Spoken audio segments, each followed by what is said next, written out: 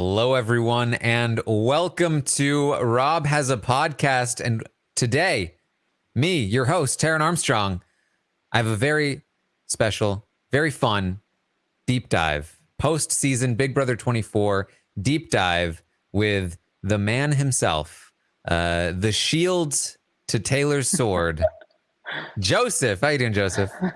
Hey, Taran, I'm doing amazing. Thank you so much for having me. It's honestly a privilege and a pleasure being here. It's great to have you. I'm very excited to talk with you. We had a chance to sort of connect a bit while I was doing Taylor's interview, and I remember I had actually been asked during the season, and I said this to you that day, but I'd been asked during the season, like, who are you most excited to do a deep dive with other than Taylor? And I said Joseph, because your game is so all over the place at times, and I really wanted to get a sense of, like, I wanted to get your thoughts on what you were thinking through it, and then also, and I told Taylor this, but I think that this is an important one to do because the edited episodes at times, you were, I think, not really represented well in terms of, like, just your presence. You were not super involved in the edit as much as I think most people would have liked to have seen you be involved. So I would love to. I'm excited to talk through the game with you and to get your sort of full perspective as you went through it. Absolutely. I'm so sorry. The cat is jumping on me. No, I know. Yeah, come over here, kitty. Say hi to the camera. Say hi.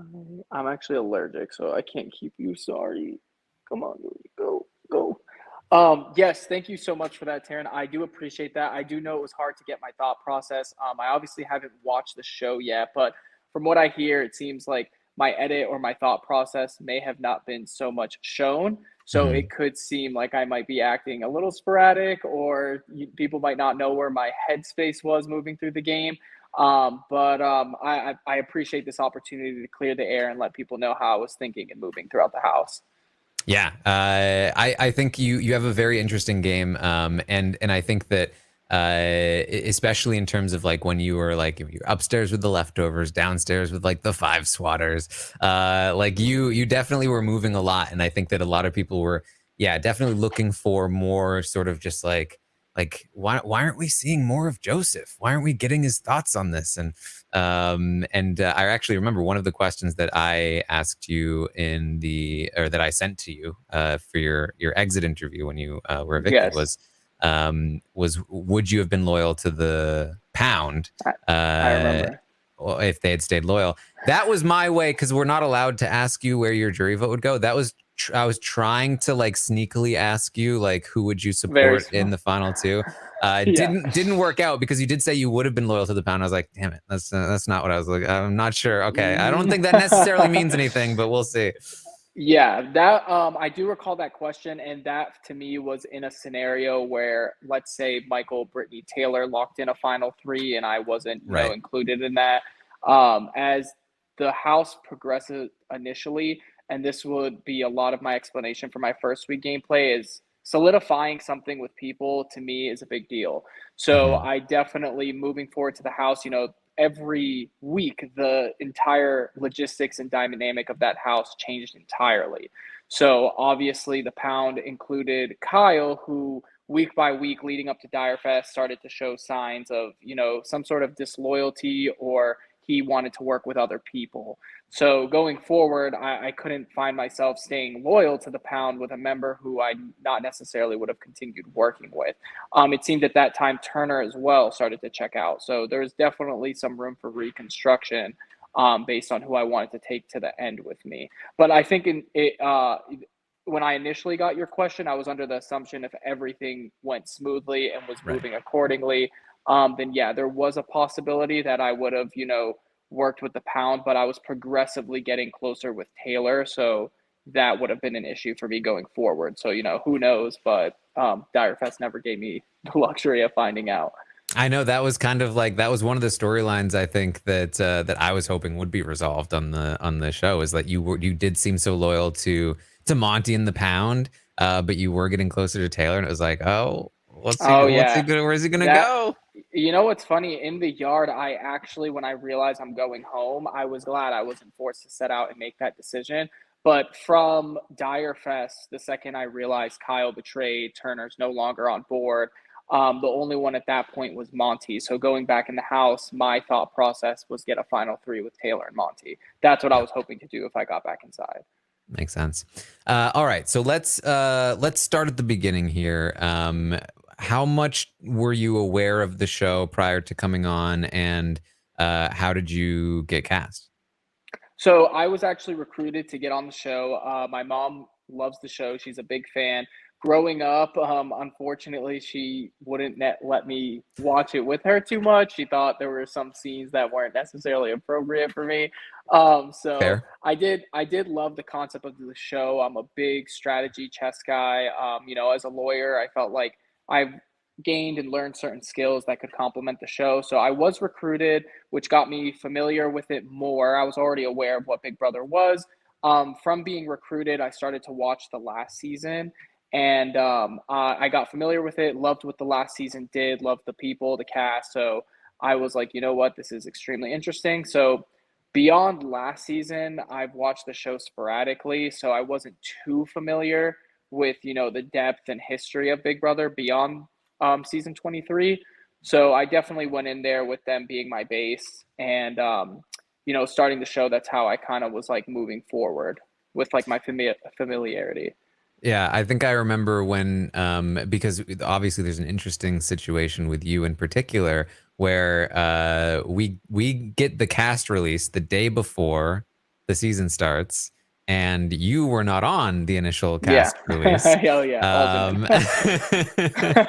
Um, so I don't think we even had like initial impressions of you yet. But when we did talk about like sort of early impressions, I remember it might have been Melissa. Somebody was saying like is he seems too nice for Big Brother. It seems like is he gonna do okay here? Because he seems like he's too Oh nice my of a god, yeah. guy. No, yeah, that was absolutely true. That was absolutely true. Definitely faced my difficulties because of my kindness. But yeah, no, I do understand the betrayal, the aspect of Big Brother, but my philosophy going into it was, there is no rule book for this show. So I Mhm. do know, what's the famous saying, like a check doesn't bounce in the Big Brother house or something like that. So I was like, this is just a social experiment. This is just, a bunch of 16 people living together and seeing how we behave. So there isn't necessarily guidelines into behaving. So I was like, you know what, going forward, I have every incentive to be like, someone who lies, betrays. But I was like, let me not take that approach. I wasn't so unfamiliar with the show that I was like, let me just become this player who's aggressive and, not in line with my moral compass. I wanted to play the game, and I've actually referenced this in the show. I wanted to play the game in a way I could be proud and happy with. And where I would look back, I'd be like, I wouldn't say, well, it was the game, here and there, I will have to justify certain actions or moves by being like, it is a game, but I'd rather do that a lot less than needed. So that Mhm. was kind of my philosophy going in. Maybe it wasn't the most foolproof to win the game, but I just wanted, money aside, something where like if I went back to watch, I would be proud with how I acted. Yeah, and you you wanted to sort of like represent well, Yeah. and also like you have like a legitimate career and stuff Yeah. like outside of Yeah. like, Yeah, yeah. Funny enough, actually, another reason I lacked a little familiarity with the show is a lot of the cast, other than me being the only alternate, when they knew they were coming on the show, they told me that's when they really dive deep into podcasts, into previous seasons. So a lot of their familiarity and gameplay came from the fact that knowing they were coming on, they started preparing. I Mhm. never anticipated I was going in because I was the alternate. I was actually scheduled to take the uniform bar exam so I could practice law outside of Florida. So that kind of gives you guys my headspace a little bit on how high of a probability I thought I was going to get to play the game. I would never turn it down. It was an amazing opportunity. I would love to, but I was the entire time during our sequester period preparing for the show as an alternate. I was studying the law and for the bar exam because I was almost sure I wasn't going in. Alternatively, my That has to be a castmates new right. one. Yeah, alternatively, I still have my books here because like I didn't know what to do with it. So alternatively, my castmates were listening to podcasts, doing strategies, watching games, and I was studying for civil procedure. So um, fortunately for me though, Big Brother, like I said, doesn't have a playbook. So there was nothing I could really have. Obviously, I could have gained insight to the competitions and to how other players played and how it went for them. But going forward, it is, as players, we are just ourselves. So I would like to play a game that wasn't influenced by anyone. Two huge players I would love to shout out is probably Xavier and Kaser. They were two players that I really started to familiarize myself with and wanted to, and somewhat align myself with their gameplay. Kaser, he was a very kind and straightforward person. Same thing with Xavier, also playing as a lawyer who had to hide that. So I felt like there was some overlap between those two specifically going forward in my casting process. But, initially being casted as the alternate, I might not do so much homework in comparison to my other house guests. Yeah. You must have, I mean, because you didn't know when the cast was going to be released, right? So, like, you must have been there like the day before the season starts. Like, yep, definitely. Like, they haven't called me Oh yet. yeah, So I was this is packed over. actually.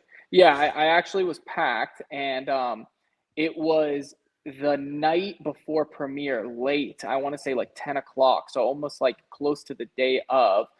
Um, I just get a knock, and next thing I know, they're like, "You're going in," and I think the show was amazing. I think it's an honor, so I cancel my bar exam. I cancel a new job I was about to start at a law firm, and I just jump in that house. And I'm still, keep in mind, I'm actively packing my luggage. So I go from packing my luggage, having all these law textbooks, to I blink and I'm standing in the yard and it's premiere night and I hear Julie's voice. So I don't know if you guys can tell, but I am still decompressing the fact that I'm in the show Yeah. while I'm playing the game. Like I remember when I was doing the jewelry, I was like, am I like really on TV right now? So that was definitely a lot to take in. And as I was moving through the house and everything, I was definitely like, it was so surreal, which I'm sure the house guests can really relate to. But for me, in that period where we were getting ready to go into the house, I was not necessarily in that mindset that I was going, especially being like the day before. They were like, oh, okay, you're supposed to fly tomorrow. So I really wasn't in the zone. I was a little checked out. I was just studying all day and getting ready to take that July bar exam. Yeah. Wow. Have you had any communication with Marvin at all? Yes, actually. Yeah. Yeah. I actually reached out to him. He's a great guy. He's really nice. I just wanted to reach out. So I didn't know that Marvin was a very big fitness influencer. Mm. Funny enough, I befriended a squirrel in the jury house, and like I named him Marvin just to find out the guy I replaced was Marvin. No way. Yeah, so that was pretty funny, but he's I joked, I was like, he's ripped. I was like, he's huge. I was like, no wonder they looked at both of us and were like, alt Joseph.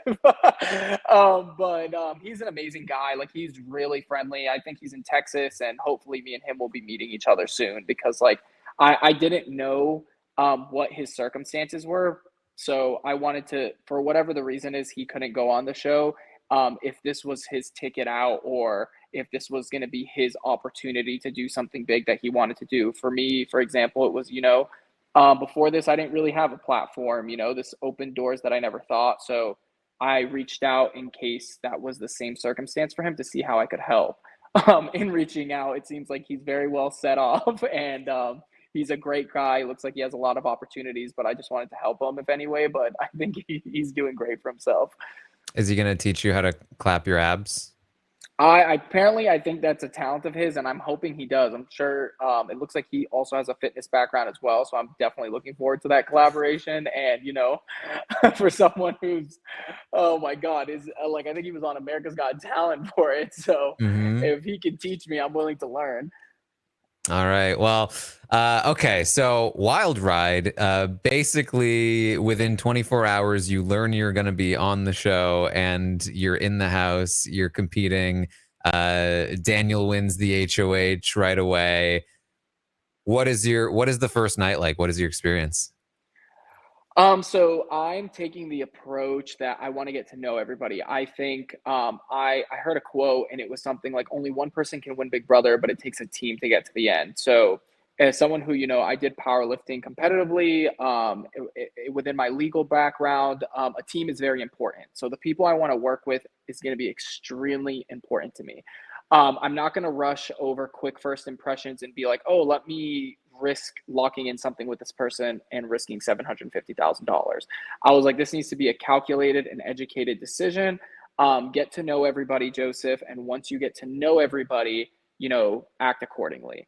And in that thought process, that's exactly what I start doing. I'm not necessarily talking game because people will start throwing my name around. The second game is discussed in that house, it goes from place to place. Like, oh, Joseph said this about this person, or Joseph wants to work with this person. I don't want anyone to be saying Joseph at this point in the game. I want to fly under the radar. And that's exactly what I want to do. Now, that is a double edged sword because alternatively, people start working together. Yep. What I banked on the fact, which turns out to be true, was I was like, you know what? Just stay aware of who's working together, Joseph, and it'll implode on its own. No one knows who. I think I've watched the first episode. I still haven't watched the whole thing, but I think Daniel and Nicole lock in on the first episode almost, and they make Yeah. a final two, which I think leads to their demise. Like the fact that those two forcibly stayed together is why they couldn't make it far in the game. I don't necessarily think they were complementing each other in any way, shape, or form. But because they locked in initially before really getting to know each other and how they play and everything, I think it led to their demise. Further, with any other alliance that was going to get formed, I was really banking on the fact that I was aware that all these alliances, I saw in quick snippets, you'll see me warning Pooch, and that's because I am fully aware of who and what is going on in the house. I'm just pretending that I don't know. Um, I am aware Monty's probably working with other people, Kyle as well. I just have no concrete confirmation. It's just from what I've been observing. But I'm really waiting for an opportunity for all of this to explode because I'm like, none of you really know each other at this point. These are impulsive alliances and deals based on people's just, need for security. And I was risking that myself, like kind of moving, but I was banking on the fact that I had a pretty good social game so people wouldn't initially come for me as a threat, as well as the fact that, a lot of people thought I was an idiot in the house and that I wasn't threatening. So that was perfectly fine. And don't get me wrong, that actually wasn't necessarily strategy. I am extremely goofy. I love to have fun. I love to laugh. I love to have a good time. But that wasn't me not playing the game. That was me waiting for the right time to start playing the game, which, would be my birthday. But You were still going 24 at forward, this point, so yes, I'm it still was tricky. 24, so it's still a tricky point. But yeah, I'm definitely having a good time in the house. People might look at it as like, oh, Joseph's not playing or Joseph's unaware of everything that's going on. No, I was aware. I was specifically aware, but I really couldn't, narrow in who I wanted to work with. In that first week where Daniel wins his HOH, I have some productive conversations with him, and I'm thinking, I should be relatively good with him. And I have my reservations about possibly working with him later on the line because I initially can see that he's extremely close with Nicole. And I was like, even if I work with these two, I'm on the tail end of that. So I refrain from working with him. And then Pooch obviously wants to work with me with Turner. They start the Oasis and bring me into it. It's the first thing that's ever presented to me. I don't like the idea of an all guys alliance, but in Big Brother, it's hard to say no to an alliance once it's presented. And so that's like the first thing that I have that comes up to me. And I'm like, oh, I don't know how I'm feeling about this. It's the only thing being offered, but I have to keep moving and seeing how things go or wait for an opportunity for one of these alliances to explode. Yeah.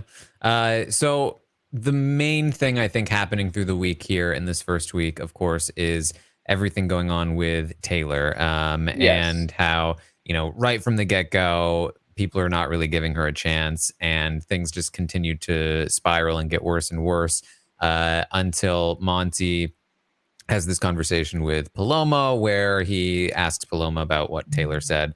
Saying that Taylor said that Paloma was coming for the guys. This really blows everything up, and it really starts to spiral from here. To my Yes. memory, at this time, I remember you having a conversation where you were basically like, I mean, I don't think I've seen anything that she's done. Like, I trust Monty when he says that, like, so, something went down, but like, I don't really have anything personally against Taylor. What was your thought process with all of what was happening with Taylor? Okay, yes, and I do recall this actually. So, unfortunately, I had on the first night one really good Yeah. conversation with Taylor, and we hung out all night together on the first night, and we were just it was a great time, and I remember thinking, I remember hesitating. There was a part where it went quiet between me and her, and I'm like, "Should I talk game with her? I really like this girl, and I think I wanna work with her." But I stopped myself and was like, "Joseph, it's not even been 24 hours. Don't lock anything in. Don't jump the gun. Don't start talking games. Still get to know anyone." Monty and I kind of gravitate towards one another and we get really close. So I really trust his judgment. And this time he's already in post pack. So I'm told that, I offer pushback to everyone when they're telling me Taylor said this, Taylor did that. And based off my initial conversation with her, I still don't really know her. Keep in mind, Taylor's still a stranger to me at this point. But, Hmm. there's multiple people coming at me saying that this is what's happening, this is what's being said. So I was more inclined to, I can't offer too much pushback. I was like, personally, as you mentioned, I was like, I haven't seen anything directly, but if this is what you guys are feeling and the house is, and that's what's going on, like, I'll trust you guys. Cause at this point, I am closer with Monty than I am with Taylor. So when Hmm. Monty's telling me, trust me between the Paloma, I remember pushing back in the Paloma situation, being like, there's two sides to every story. I don't know what's going on here. And, at this point, the majority is saying that Taylor's going on this, like saying one thing and behaving one way. So that's why I never have any negative reservations for Taylor, because I was like, I'm a person who needs the full story before I act.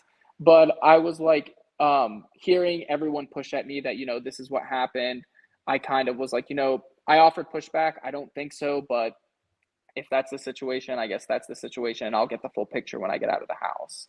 Yeah. So I definitely did push back on that situation. I always kept my reservations about it, but in that moment, I wasn't necessarily close with Taylor or Paloma. I think I've had that one conversation on night one with Taylor.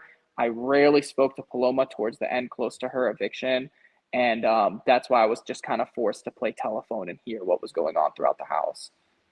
For the rest of this first week, like, what is your game plan? Because again, to my memory, it was like, you were in Oasis and it felt like you were mostly talking strategy with Oasis at this time and mostly kind of Yes. focused on like, okay, moving forward with these guys for now. But did you have any sort of future plans at this point? Yes, so absolutely. So in the moment, the only people willing to talk game with me in that time was specifically people in the Oasis, Pooch, Kyle, Turner, and Monty. And in discussing game talk with them, I don't think this can be locked in and can be feasible. One, I just can't see myself like only working with the males in this, and it's not all the males included. I start to get extremely close with Michael as we are have-nots, and I have a lot of respect for his game while we were while we were sharing the have-not room. So I'm like, an all guys alliance is not feasible, but you have to be flexible. This is what's presented to me now. So I'll move with this for now and then start to make adjustments as I get to know more people. So I start, having more conversations. It's only week one. My big thing is get to know the person before you work with them. So as much as I loved Pooch at the time, I truly could not see me working with him further on in the game. Not that I would attack him or, you know, destroy his game like he thought I possibly did on his way out the door. I was just looking for an out. And I mean, people voted him out, and that was kind of my out. And then that's where I was like, okay, here's where Oasis will crumble. And then here's where I can start formulating and building something I can really move with.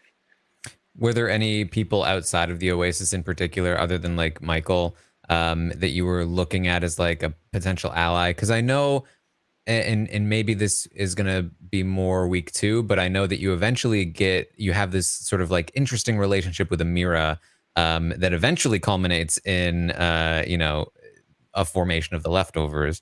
But for a little while, it's interesting because she's kind of the driving force in week one that is trying to get you evicted in week one. Yes. She's Oh, and really trying to push Daniel to put you up. yeah, and I knew. Yeah. So hilariously, and I played off the whole week like I had no idea.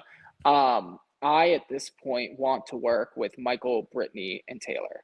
Taylor Mhm. being, I don't like what's going on in the house. The more I become aware of it, the more I start to see what's going on. I really don't like what's happening. It's starting to bother me significantly. I constantly try to throw Taylor lifelines saying, come talk to me if you feel uncomfortable. Come talk to me if you need a friend. And I'm like, the fact that I'm having these conversations alone is an issue for me personally. And then, second, I was like, the fact that I can't even be there for her as a person without it being detrimental to my game is an issue. So I was like, that's one. I want to work with her and I want to do it openly. So Taylor gets on my note for that. I'm actively aware that Amira and other people are coming for me because, and this is why I wanted to work with Brittany. Brittany tells me that, she confirms for me that yes, Amira and other people are debating, evicting you. And I keep it to myself. I tell Brittany, don't worry about it. Just please be patient. I'm working on something. And in my mind, what I'm doing here is I'm trying to build the leftovers, what initially becomes the leftovers. So Brittany warns me. She also warns Pooch that there's this possibility. Pooch obviously runs back and tells Amira. I take the information, I collect it, digest it, never say anything to anyone, and I keep moving accordingly. Pooch runs back to Amira. They start playing telephone. This leads to them, them not trusting Brittany. In my mind, I'm like, Brittany showed me some loyalty there. She didn't need to come and tell me that. She's backstage at this point, so she was trying to, build some credibility, and she did. She really did. Then Michael, at this point in the game, I have a lot of respect for him because I was a have-not. It was extremely difficult, and he was a have-not while being on the block. And then he Mhm. wins the veto for himself, which gains me a lot of respect for him. So I'm like, I really like these three people. I really like Taylor, Michael, Brittany. I want to work with them. From the Oasis initially, Turner, I thought I could work with just because we were both on the same standpoint, as in we were like kind of just left on the outskirts of the house. Pooch, unfortunately, he did not know how to whisper. He did not know how to hold information. A little bit emotional, so I was like, this can't be feasible. Kyle and Monty at the time, I thought were great competitors, and they were already associated with me via Oasis. And I was like, it'd be great to have these two as well. Turner, he ends up winning the next HOH, along with, I felt like he was placed in the same position as me in the house. So I was like, this might be a good opportunity to work with him. So that's kind of what's going through my mind week one. I'm just waiting for the opportunity to grab this. I remember you also approached Indy pretty early on about kind of just like like, hey, this is a way that we can work together. And remember there was a time when Indy kind of felt like you, her, and Monty kind of had a thing. Do you remember this? Yes, and unfortunately, I did have my reservations of working with Indy and Jasmine, but because of Amira, I was on notice extremely early in the game that Amira was potentially gunning for me. She later tells me that she changes her mind, but once she made that initial decision, there was no me changing my mind. Because how I looked at it is like, as easily as you decided you wanted me out and now you don't, you can just go back to that reservation. So everyone in that conversation, at the time, I didn't even know Michael was apparently in that conversation. I was just under the impression it was Jasmine, Nicole, and Amira when I was in the house. Oh, and Alyssa. I thought it was Hmm. Jasmine, Nicole, Amira, and Alyssa who had the discussion of sending me home. So I initially at that point was like, I didn't know Michael was in that conversation. I initially at that point was like, okay, I can't really work with these people because, they're entertaining the idea of sending me home. If I do work with them at any point in the game, there's a high probability, even if I'm in an alliance with them, I'll be the first to go because, I seem relatively disposable. That, association with me going home was already put out there. So I'll be a relatively disposable alliance member if I join any one of these members. India, unfortunately, wasn't a part of that conversation, but I had a feeling the girls were locked in on something. I do know she was closely associated with people that I didn't necessarily want to work with. So as much as I wanted to work with Indy as a person, I couldn't in the game. So that's why, as much as she tries to start something with Monty and I'm always reluctant or dodging it until, later on in like day 40 something, the five swatters is like headlocks me into that alliance. But I really was trying my best to avoid being in an alliance with people I wasn't truly going to work with. Hmm. Yeah, yeah, because there's two. I think there's two separate like big pushes to try to get you evicted. One is in the first week, and it's actually two times in the first week, right? The initial nominations, it's again spearheaded by Amira, but backed by the women. They're all trying to get you on the block initially, Yes, but they fail. And then when Michael wins the veto, they have another plan. And like while they're talking about like, okay, what can we say to Daniel to convince him to get Joseph on the block? You might have been involved in this conversation, but the men, the Oasis, all come together, or at least some of them do, and say it's got to be Taylor. And while the women are talking about like, okay, how do we get Joseph on the block? Turner goes into the HOH room and says, "Hey, Daniel, all the guys have decided it's Taylor, so that's what we're doing, right?" And ultimately, Daniel doesn't want to take a shot at the guys at this point. So, he's gonna go ahead and stick with Taylor. And then in the second week, which we'll talk about soon, Jasmine is the HOH. They again make a push post veto to be like, for me, well, we could have Michael use the veto and put Joseph up there, send Joseph out. He's a bigger threat than Pooch, but luckily that one it also did fails not go again. through. Yeah. Yes, and unfortunately, I did have the feeling I was being. I mean, now I'm getting the confirmation. I didn't even know it was twice. I thought it was once, but I did have the feeling similar to Taylor that the house, and for me at least, it was like game related. Because personally they weren't attacking me, but I definitely felt strategically like I'm on these people's radar and they're gonna Yep. try and send me go. And I am aware of it. I don't think it was necessarily luck. I was having conversations and trying to tailor things in a way where they don't do it. Hmm. Um, and I definitely got fortunate in that they didn't. And who knows? They could have got away and did it. But this is why going forward in the game, a lot of these people then, like Nicole and the girls, being a part of these conversations. I wasn't made aware Michael was a part of it, but this anticipation or this encouragement to send me home is why I'm reluctant to work with them going forward. So a lot of people ask, like, for the leftovers, why weren't, because I had pretty good relationships with people. Why didn't you tell me, or why you didn't bring me in? That first week really set the basis for me on who I really could trust and work with, and who I could go forward, with in the game.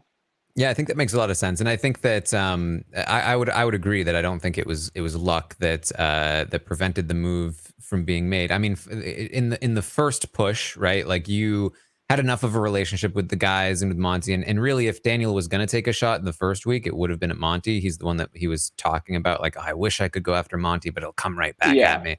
And then by the time in the second week that they make the push, even though Michael is involved in that conversation, he's also in post pack, which Jasmine is not in at this time, right? So, yeah. so I don't think that move ever would have been made unless post pack co-signed it, Hmm. and that would mean Monty and Kyle and Michael all have to like actually agree in the presence of people that they're actually working with that they want this to happen, which I don't think any of them did. Yes. So yeah, And that um, was the benefit of me being in the Oasis, is right. because like I had the backing of Monty and Kyle, because they were like, why get rid of someone like Joseph when we have him in this fake. I don't think any of us were acknowledging the Oasis, but it was a fake safe haven. So I had someone like Monty and Kyle, and it ends up working out with Pooch. The reason I think Monty is so concerned with Pooch going home, and I saw the argument between him and Nicole, Hmm. is because if Taylor goes home, Nicole and Amira are worried Pooch goes for him, versus if Pooch stays, Pooch is going to go for Nicole and Amira, versus if Taylor stays, Taylor's going to go for the guys. So Yep. I'm in the Oasis basically in a fake safe haven, having the guys advocate for me in rooms that I'm not in, which Hmm. ultimately ends up saving me. Uh, Hilariously, I am close with Pooch, but at the time, I thought it was so stupid he wanted to pawn himself. I thought it was absolutely a fool of a move. I'm sorry, Pooch. But the only reason I don't stop him from doing it is because I know if I do, there's a huge possibility I'm the replacement. So I was like, if I stop Pooch from pawning himself, these conversations about me going home, I think I walk in at one point on Alyssa discussing with Jasmine, like, I overhear them saying, so Joseph is the target. And I never act like I heard it, but I overhear it, I note it to myself, and I never say anything.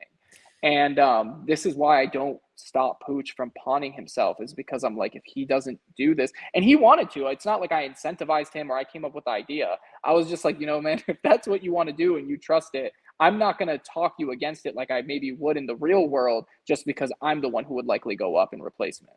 Yeah, it's interesting that you mentioned, not bringing it up that you overheard this, because I do think that's something that I noticed about your game, and it's something that I think you've already said, earlier in this interview already, that like there were things that you knew that you just completely held in, right? Yeah, And I think there can be a lot of value in that, right? Because um, you know, it doesn't benefit you to confront them about this knowledge. absolutely not. And I remember too, like later in the season, Turner is gonna talk to you about how Kyle and Alyssa have gotten a bit closer.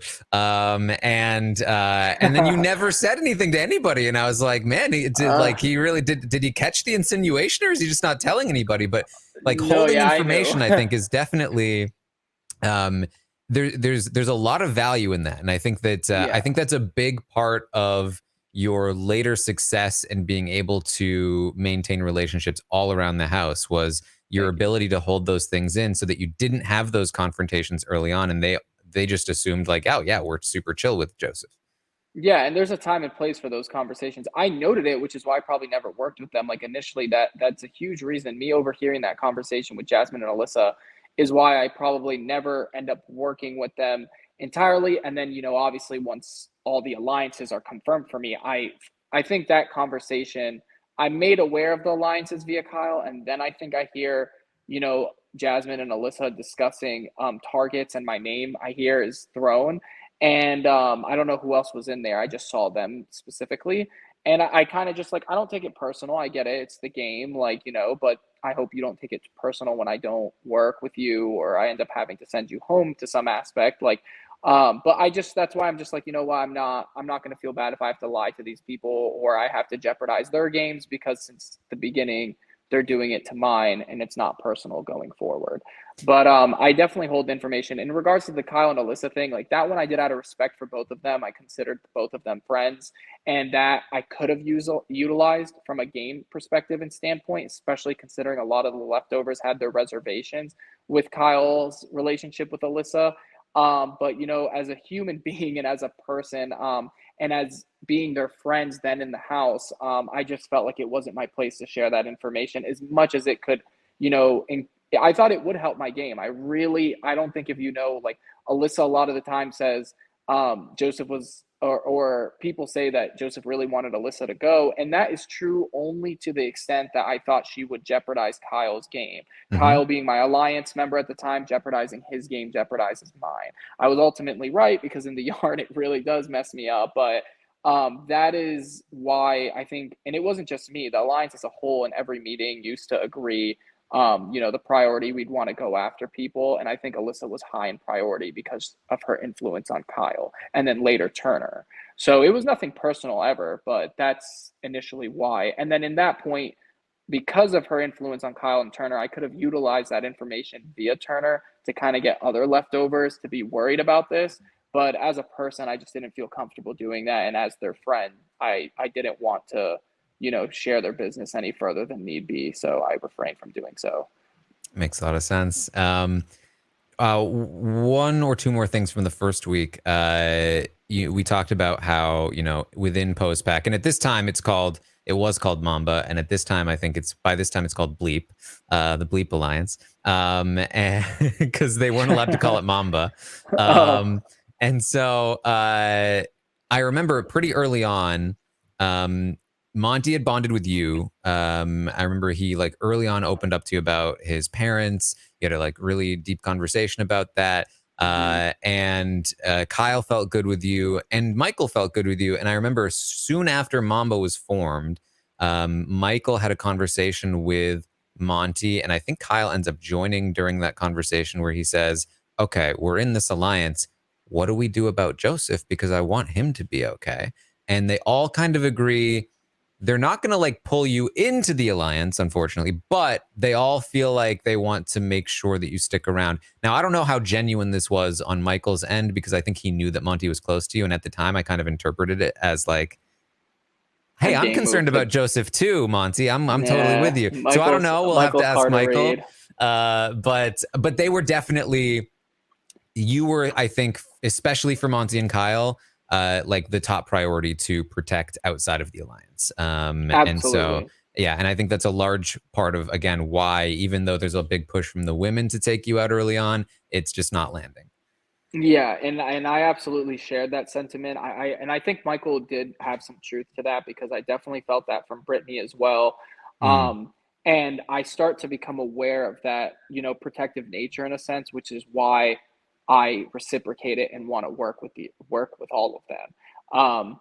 And then Taylor just being primarily, I honestly am not afforded the luxury of knowing much of her, unfortunately. And if I do have a regret, it was probably, I don't really get to know Taylor in that first week at all. yep. And one of it is because Taylor's constantly, being isolated and she's just kind of decompressing a lot. And I try a lot of times, and I'm sure Taylor can attest to this. I would be like, Taylor, like, do you want to hang out? Taylor, let's go outside. Taylor, let's do this. And, if you did hang out with Taylor, people always assumed it was game related. But I Mm, genuinely didn't even want to talk game with her. I would be like, "Hey, just come hang out outside," and she would be like, "No." I always remember she'd be in her bed or staring at herself in the mirror. And I would really try to take initiative to getting to know her, but because she was just going through so much, and she is an introvert, so she was always just decompressing and taking in everything that's happening to her. So I wanted to work with her in the sense because like it was always like something I wanted to do and I wasn't able to, and that's why with every conversation, every, attempt at getting to know her, I wouldn't say it was shut down, but, it was like it drove me to wanting to work with her further because it just showed me like, I'm not going to give up. Like, this isn't someone I just want to, leave. And I'm not happy with this situation, especially after week one, where like now this is going on further. Um, I was definitely like, she's someone I wanted to add on. And in doing so, which I'm sure we'll get to there with the leftover formation, I'm like, this needs to be addressed to some aspect. yeah. Has it been difficult? Like, because you've been watching some of these early episodes, I'm sure you've heard a lot now about like stuff that you probably didn't even know was happening. Is even in these early weeks before things blow up even further. Has it been difficult to hear this stuff and to know that it was going on and to like? Because I know that even just like from watching it, there were a lot of people just like frustrated that they couldn't be there and they couldn't like do something about it. So, how's it felt to like hear this stuff? It's pretty disappointing and devastating. I'll be completely honest. Like, I still haven't, because obviously now when I watch, I haven't watched the whole thing. I'm a couple episodes in, but just from DRs that I've been watching or slight conversations I've had with other people, I can't even imagine the viewers. Like, I'm disappointed because I was there. Like, I wish I said or acted sooner. I wish I was more perceptive of the environment, but it is difficult. The whole game Hmm. is people whispering and having conversations in closed off doors or closed off rooms, and never would I justify myself in being like, oh, I was truly not fully aware of the magnitude of what was going on to Taylor. And I think when it does start to hit me and settle in, unfortunately the girl's been dealing with it for 2 weeks. So by the time it starts to hit me and the leftovers get formed and this speech is made, I'm already 2 weeks have passed of her treatment, and that's one thing I always wish. It's like I was maybe a little bit more perceptive and aware of everything sooner. Yeah. So we end the week. The eviction is canceled because Paloma has left the game. How did you feel about this? Because a lot of people in the house were upset by it. That they were really hoping to Yes. that Taylor would leave. Yeah, so I honestly don't care. I think if we actually watched that episode together, not that I don't care that Paloma evicted herself, I didn't care that Taylor stayed. I actually was happy for her. If you watch, I hug her, like I'm happy that she stays. I don't care whether at this point I don't really know anyone too much, so like how the game moves doesn't necessarily affect me. I was upset about Paloma because I necessarily never spoke to Paloma or Alyssa in that like first half of the game. I have one conversation with Paloma close to her eviction, and I start to notice something's not okay. And I go immediately to Alyssa, who I don't know, and I go, "Hey, Alyssa, I'm so sorry, but I'm not too familiar with your friend Paloma. Is she doing well? I just had a conversation that I wasn't really comfortable with, and I think, like, how's her mental health?"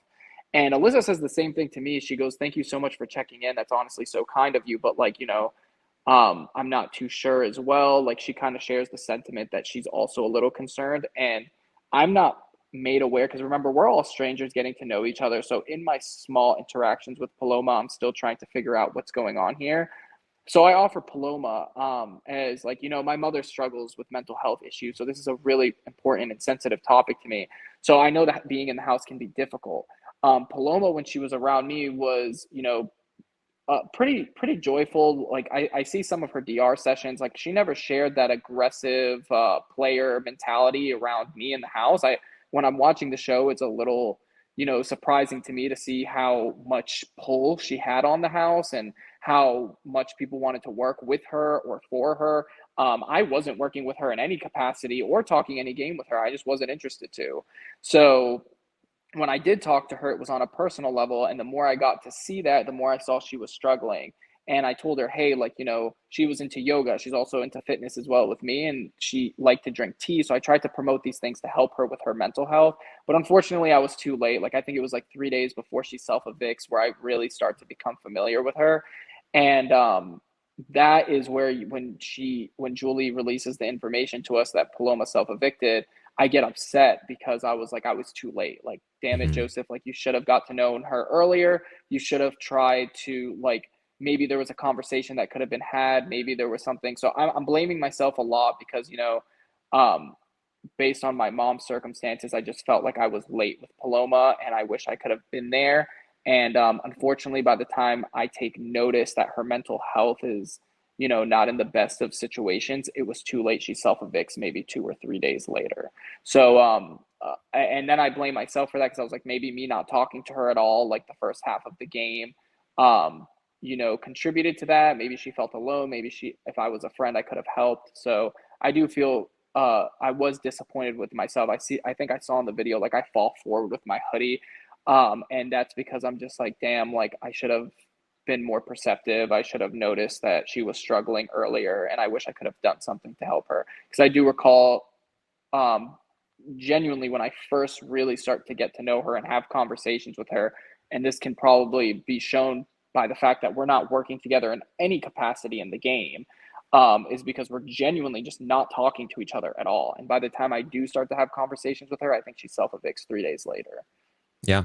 Yeah, I think it's one of because the feeds shut down pretty early. I think they were down for like a day or two before the eviction. And so I think one of the last things we saw on the feeds in that first week was you and I remember Turner as well, kind of like expressing concern. And Yeah. being two of the first people to really like start saying it, and other people being like, actually, yeah, you're totally right. This is concerning. Yeah, Um, I think, yeah, it was definitely Turner, and I don't want to take. I don't know if someone else did, but to my knowledge, when I started discussing with Monty and Alyssa, it seemed like I was, I don't want to say the first, but definitely one of the first to yeah, notice that for something sure. isn't right here. And I actually remember looking at the camera when she walks away from me one time and referencing to Big Brother being like, please someone check in on her. Like, when she Mhm. walks away after a conversation with me, I look at the camera and be like, please someone check in on her. And I think they soon do that day. And then, unfortunately, she self evicts before things get better. Yeah. Well, we head into week 2. Jasmine wins the HOH, and she was initially targeting Taylor, Hmm. but she's eventually convinced by Amira and Postpack to go after Pooch, who's volunteered for the block. They now call themselves Postpack because they've pulled in Nicole to replace Paloma, which was a decision. And it's and this week, kind of like from your perspective, at least, or at least from your position, is pretty kind of like quiet, I think, because a lot of it has to do with this inner turmoil with Pack, where like Yeah. Monty and Kyle are fighting back against this Pooch target. The women are kind of trying to keep Taylor and take out Pooch, and they're all kind of like fighting over who outside of the alliance are we going to keep that will target other people. Taylor is eventually going to be pretty successful in convincing both sides that she is kind of like willing to be flexible for them, Hmm. and it ultimately lands on Pooch. You are officially kind of filled in pretty late in the game. I think about a day before, around that time, because that's when Alyssa accidentally slips about Oasis to Pooch, and he runs around. And then they're like, "Oh, this is perfect. Let's just blame this on why we're sending Hmm. Pooch out." So Yeah. what was this week from your perspective? Okay, so this was such Jasmine's HOH was such an interesting week for me. And I can tell because I watched those episodes and I'm not getting much airtime, but granted to myself, I'm thinking a lot in my head and moving accordingly. Hmm. Um, so I do notice all the girls are working together. I'm like, okay, so I have an all girls alliance to worry about. On Jasmine's HOH, that becomes evidently clear.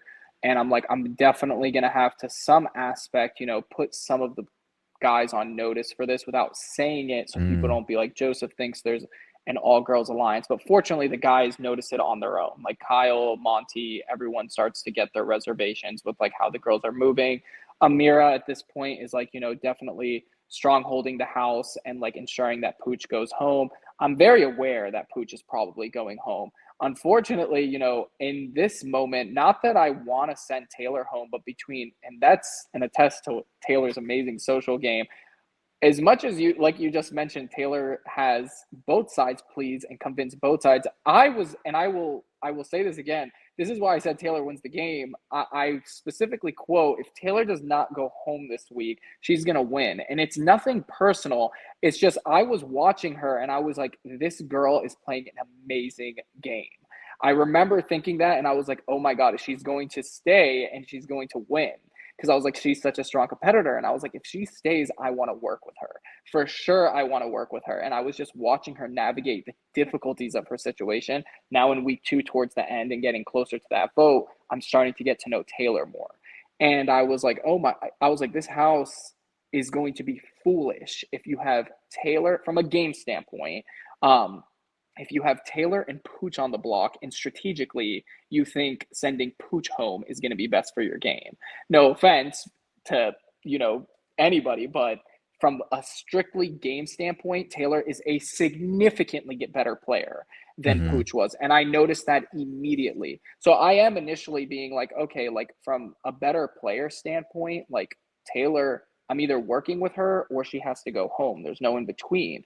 So once I realized Pooch is like, I'm starting to get to know him more as well. And I'm starting to realize, like, I can't really work with him. I'm like, okay, so then, and considering I start to become more aware of what Taylor been through, I would have hated so much as I respect her as a player and how strategic she was, even if it would risk me or, cost me my game, I would hate if she went through what she went through for those 2 weeks and then went home. That would just like break my heart.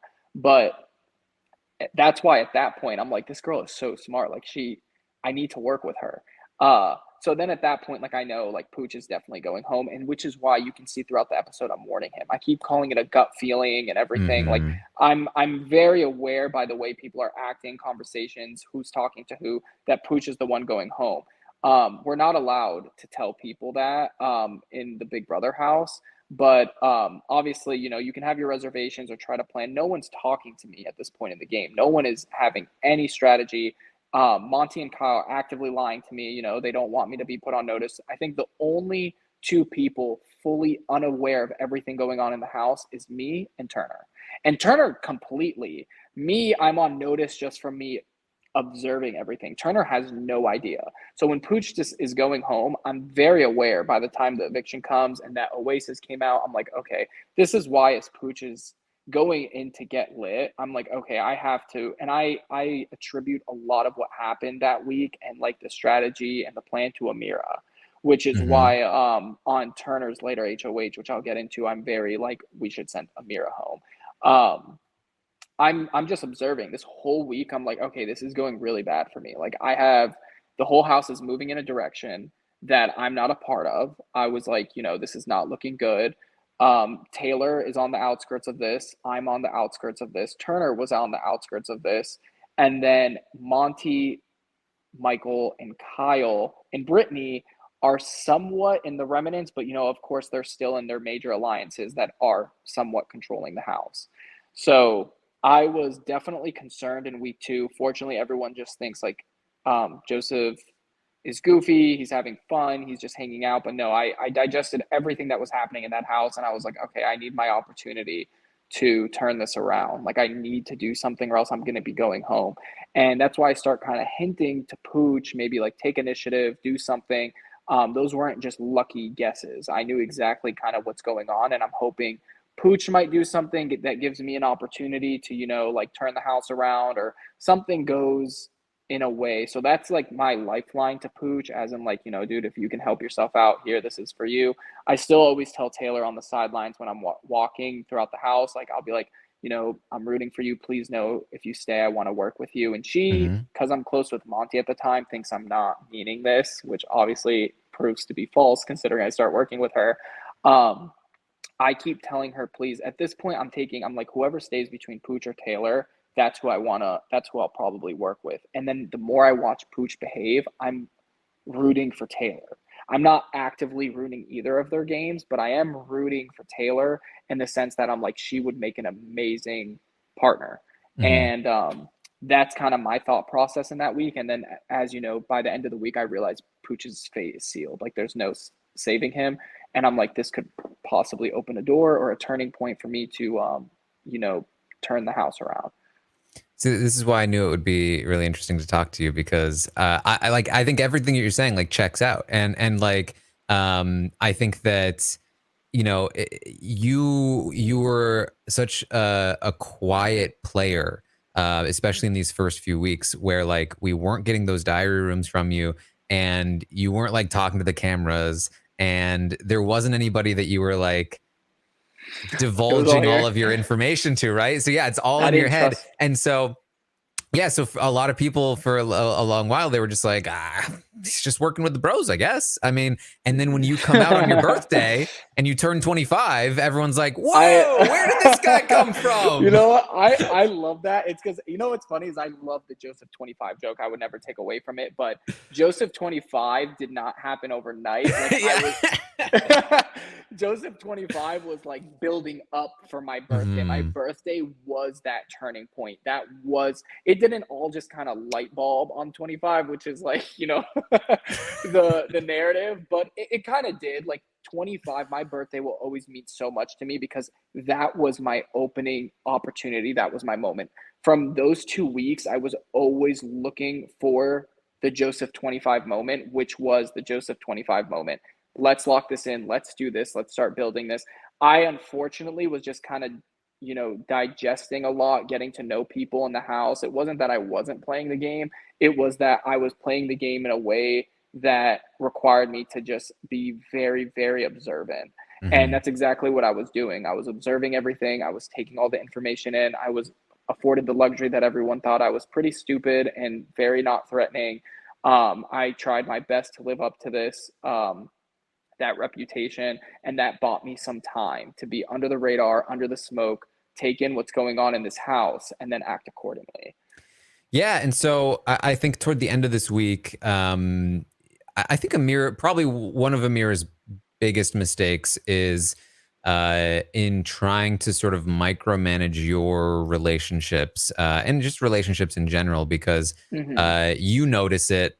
It becomes very obvious. She kind of feels like maybe I can actually pull Joseph in. And this is, I think, probably if she's telling you she changed her mind, I think it's probably around here where she feels like, after trying to get you out a couple of times, she's kind of like, hold on, maybe I can work with this guy.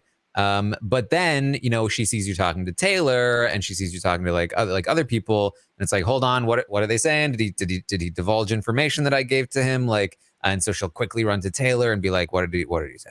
I know. And Oh yeah. my God, trust me, I know. That's why I was like, she's definitely leaving. I actually, funny, this reminds me of a part where I make sure I work with Taylor is, I think it's after Taylor lost. the veto when was playing with Nicole, the Festy Bestie. I think it's on my birthday. There's some point where Taylor pulls me into the car room and Hmm. she's like, Joseph, I need somebody. And me and Yeah. her are not very well associated at this point, but she goes, I Hmm. honestly just need a friend and I need someone. She was like, I'm feeling really down and I just need help. Like, and I start talking to her and I give her a pep talk and I'm like, Taylor, I'm here for you. Don't say you're alone. You have me. I'm a friend of yours. Like, and she was like, well, I don't want to hurt your game or anything like that. And I was like, I don't care. Like, I was like, if you feel like you need someone to talk to, make sure you talk to me. Just the conversation went somewhat in that manner. And then because I'm already planning. I don't even know if I'm 25 at this point, but I am planning on working with this girl. So I give her a hint. Like, I'm like, trust me, like, just be patient. I'm trying to do something. And then Amira, I think, comes in and she's like, what are you guys talking about or something? And then I get interrogated about it. Like, I was like, what were you guys talking about? And I think it's Amira who's like, I don't believe you. And I was like, no, Hmm. I was genuinely just being there for her as like a friend. But granted, her reservations were in the right place because I am planning on working with her, which is I have to give Amira this. One thing about her, she's very perceptive, she's very strategic, which is why as much as I know she was coming for me, I was coming for her as well. I just kind of beat her to the punch. And she was, and I do understand what you're saying. Like, obviously there was micromanaging of my relationships in that house, which I didn't necessarily love. And based on the hierarchy of that, I would, then push for people to leave. So Amira, being the strong competitive player that she was, and, everyone wanting to work with her, everyone, appreciating her game input and, her respecting her, I was like, this is problematic for me. I don't, and, obviously I could just hop on that train. Amira eventually at one point changes her mind about me and decides she wants to work with me. But at that point, I've already made my decision that I don't necessarily want to work with her. And that's why when Turner then becomes HOH, I give a hard push to send her home. Yeah, and it still would have been like at the bottom of her structure, right? Like it wouldn't have been a Oh great yeah, place even for if you to I be. joined Yeah. absolutely not. And honestly, just because of the management structure Amira had, I could not see myself working with her, to be honest. Hmm.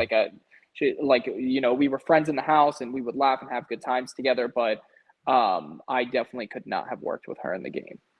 Speaking of pep talks, it did seem like you were drawn to people that had been pushed to the side and that had not been super like treated very well.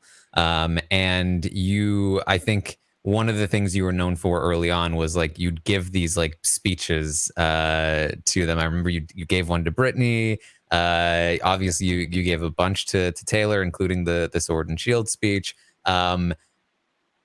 It was like, I assume this is part of your personality. Was there game involved too, or was this just like you couldn't help yourself? No, it was purely personality. I honestly, a lot of the times in that house, like, granted, based on some of my unfamiliarity with Big Brother, I forgot I was on camera. Like, some of the things I look back and people clip me in, I'm like, I cannot believe I was doing this.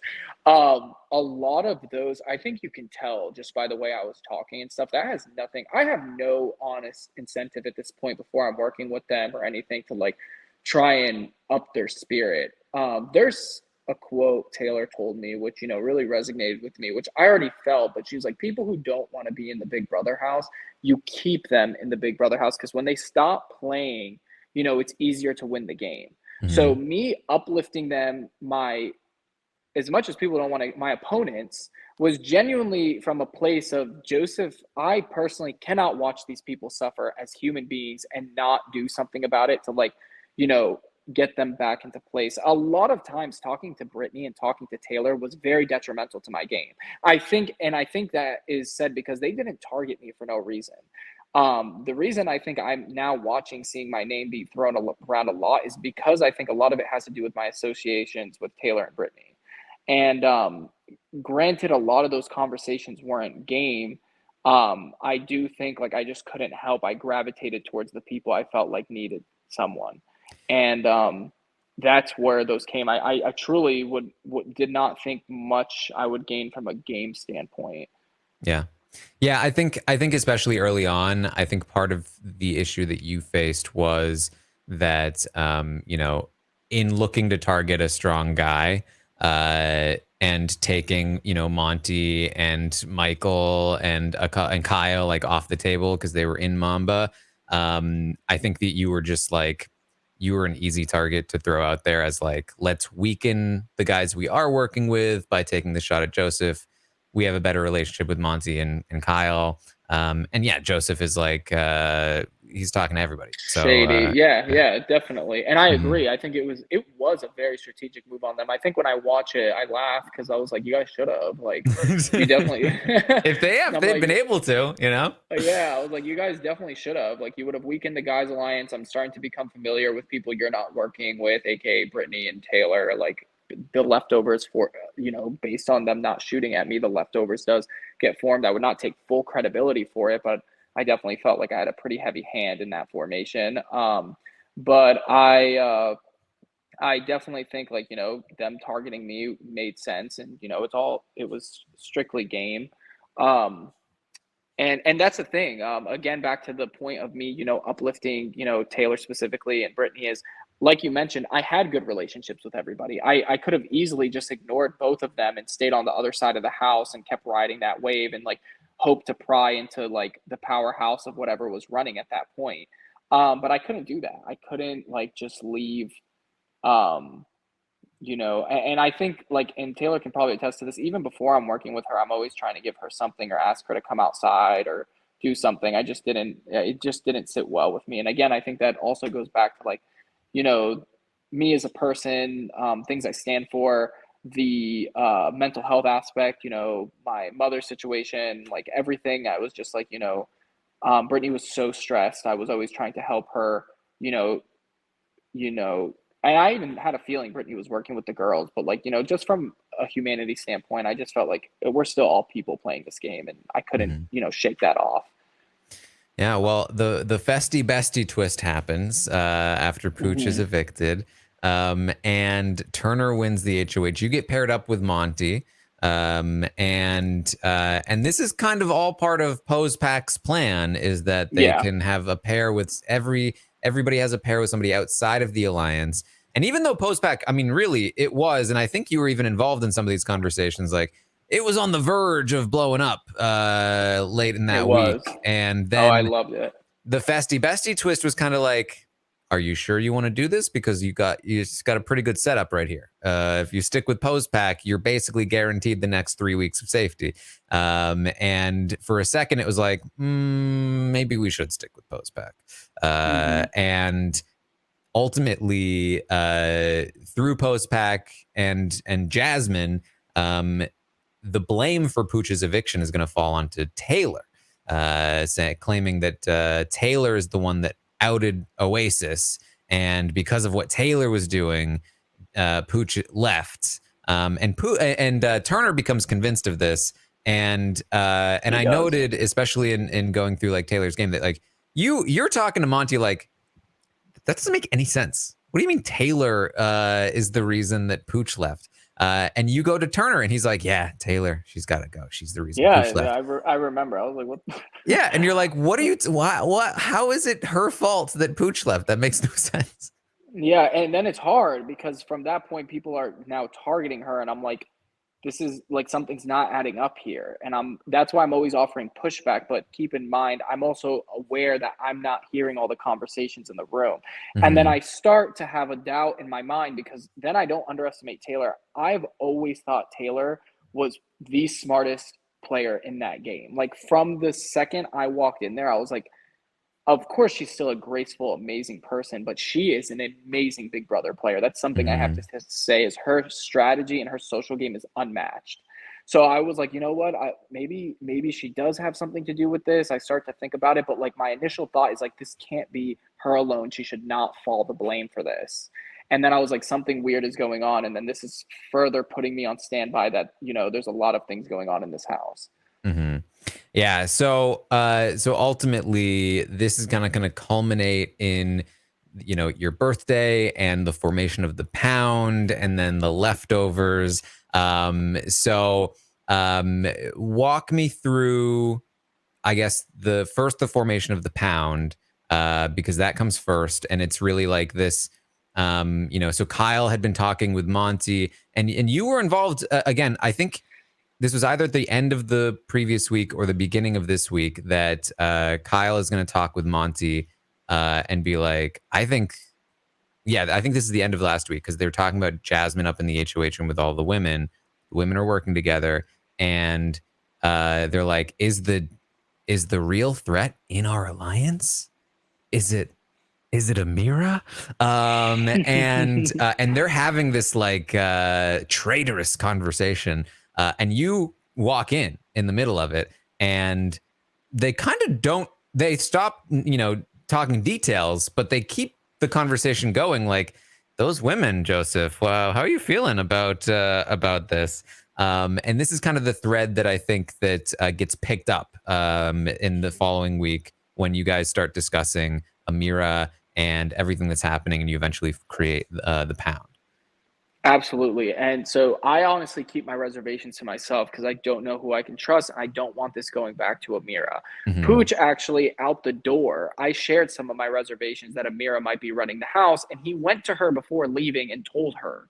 So Amira now is on standby with me. Mm-hmm. And I'm like, Amira tells me, she goes, well, Pooch told me, and I have to deny it because what am I going to be like? No, yes, I'm fully aware of how you're playing and what's going on in this house. So, like, I'm supposed to be the idiot who's clueless.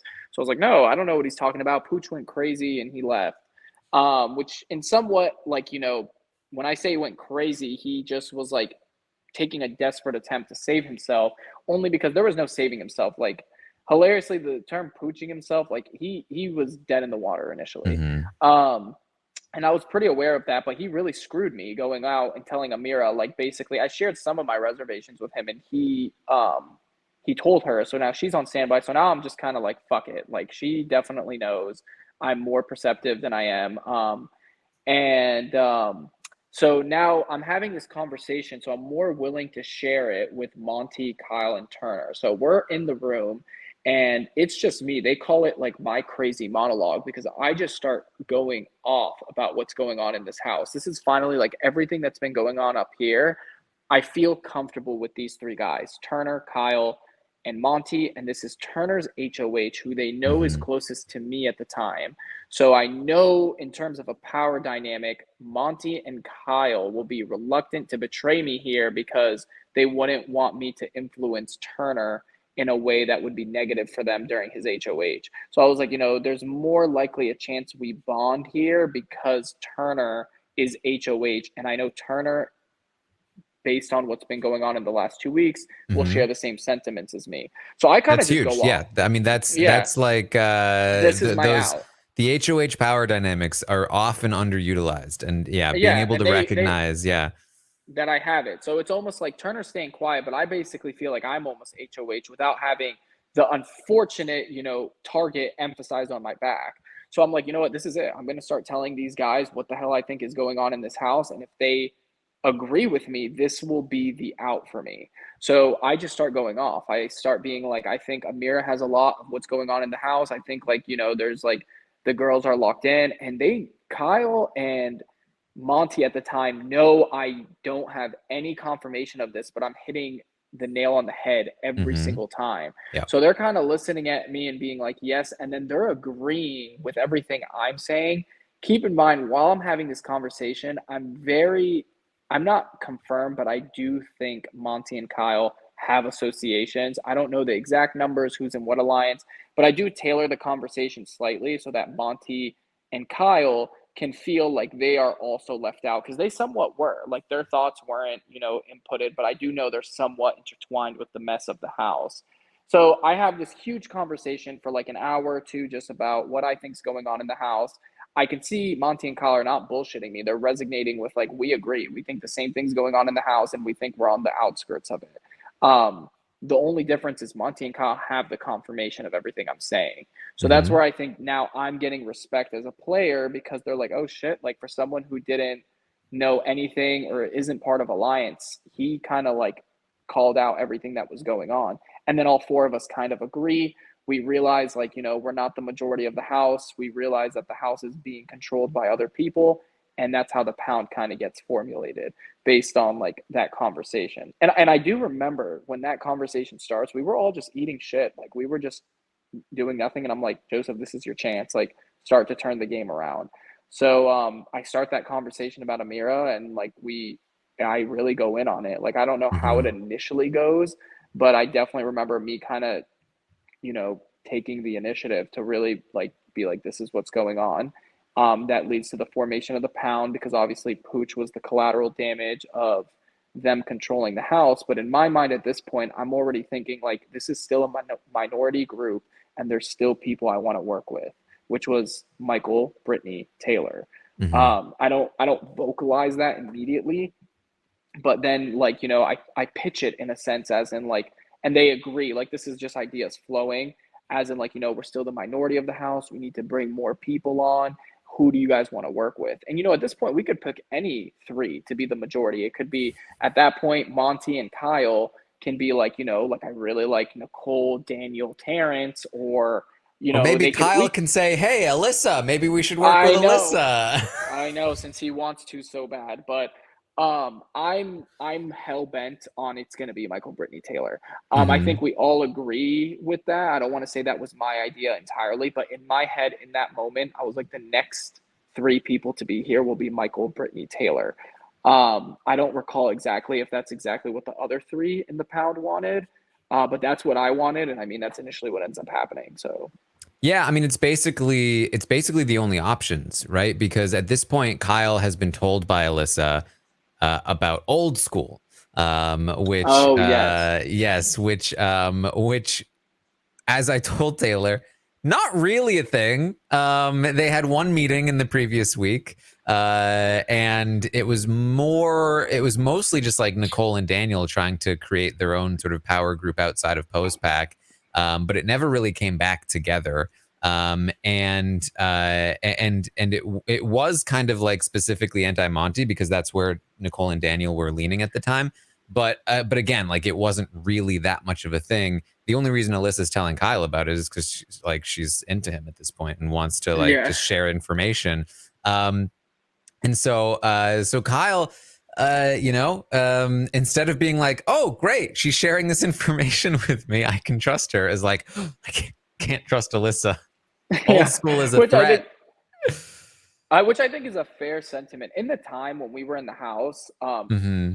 we one thing I don't know, what's funny is I don't know if old school was never afforded the luxury of becoming something, because Nicole soon leaves later, and we start, once the leftovers are formed, we start like just planting seeds and controlling the house in a manner where like other alliances aren't afforded much of a luxury to keep being a powerhouse with the leftovers moving. So it's funny because a lot of them offered me pushback, being like, "Oh, you guys," I've heard more often than not, like, "You guys created this alliance um, over alliances that weren't really a thing." And as I watched the show, I think Postpac was definitely a Oh thing. yeah, So Postpac thank was God, definitely, was yeah, the definitely a thing. thing. Old school didn't seem to be much of a thing, but I mean, who knows? There wasn't much enough. There wasn't given much time for you guys to like strategize, especially while the leftovers were already built. We were like managing relationships and trying to prevent people from working together. Like we were doing things to keep other alliances from becoming the major alliance.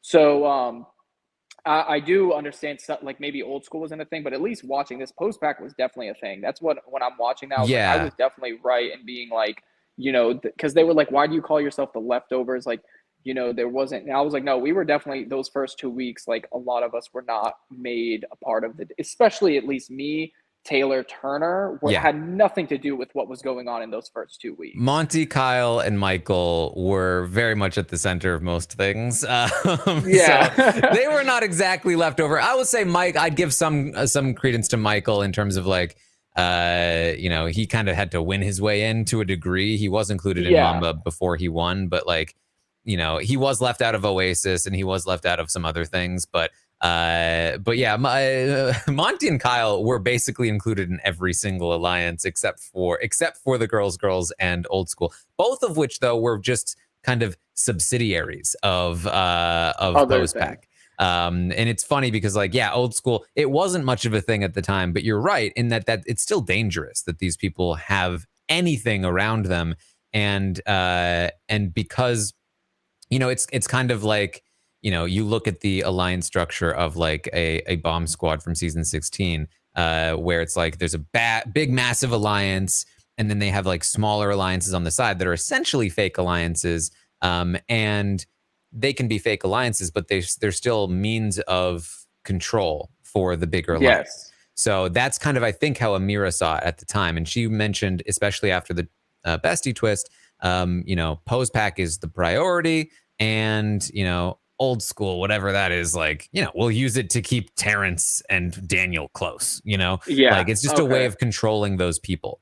And so yeah, so like there still is, I think, high priority for you and anybody not included in any of that structure to very much rebel against it. There wasn't as much incentive for Monty and Kyle, but they still made it work. Like they decided to go Absolutely. in a different direction. And I thanked both of them. Like later in the house, I was like, guys, when I was going off about what's going on in the house, you guys could have ran back to post pack and been like, Joseph's like pretty aware of what we're doing and like he needs to leave. But you guys instead decide to work with me. So I thank you both for that. Like they both, like you said, because they weren't necessarily like on the outskirts of those conversations. They could have easily been like, no, I'm not gonna work with, like Joseph's like, yeah, you know what's going on, but so what? We'll send you home next. So the fact that they jumped ship, I do appreciate. Yeah, like for you and Taylor and certainly Brittany and Turner, the four of you, very much kind of the leftovers, the Oh yeah. true leftovers of the Oh, house, and you guys absolutely. went from like the bottom to the top.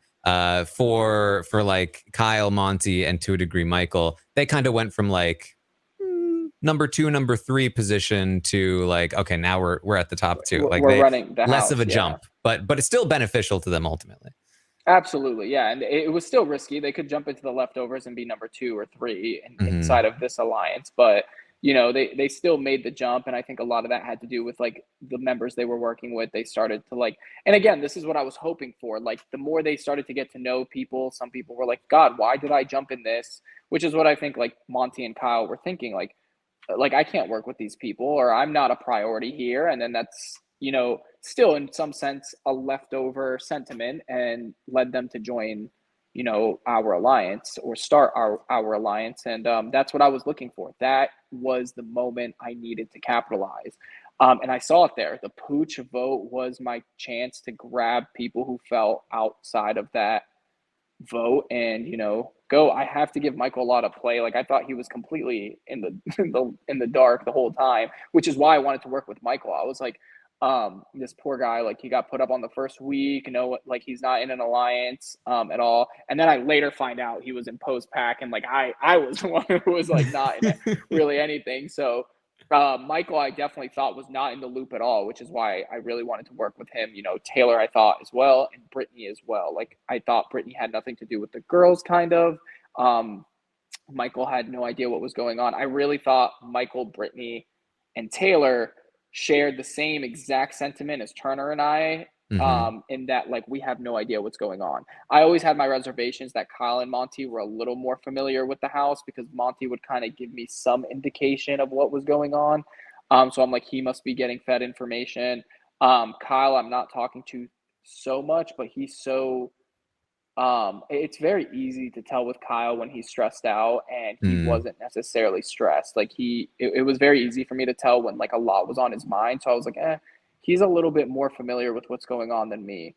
So yeah, I have to give Michael credit for that because I had no idea he was like until later, obviously, that he was in post pack. I thought he was completely clueless on everything going on in the house, but he had some, relationship with girls, and he was in post pack. So credit for him because I definitely would have reserved working with him if I like kind of caught that. But yeah, that's why I wanted to work with these people because I definitely felt like after Jasmine's HOH, like a lot of us felt like we weren't a part of anything going on and just kind of told how to vote or who was going to go home was selected. And I was like, oh well, I want to pick who's going home. So Yeah. that's kind of what gave the wake up call. And then that was my jump to like, let's start something. Yeah, and so after the pound is formed, the rest of the people are pulled in, Michael and Brittany, and then I did go over Fajita Gate with Taylor, where I don't know, how much do you know about Fajita Gate at this I've point? heard a little bit about it, but I think, is this like something where I'm not too familiar? I think people try to tag me in it and stuff, but if you could explain it to me, I'll I guess I'll be fully aware. So Taylor's the last person to be pulled in at this point, to the Mhm. leftovers. Everybody else has been filled in, but you guys need to make sure that Taylor is on board.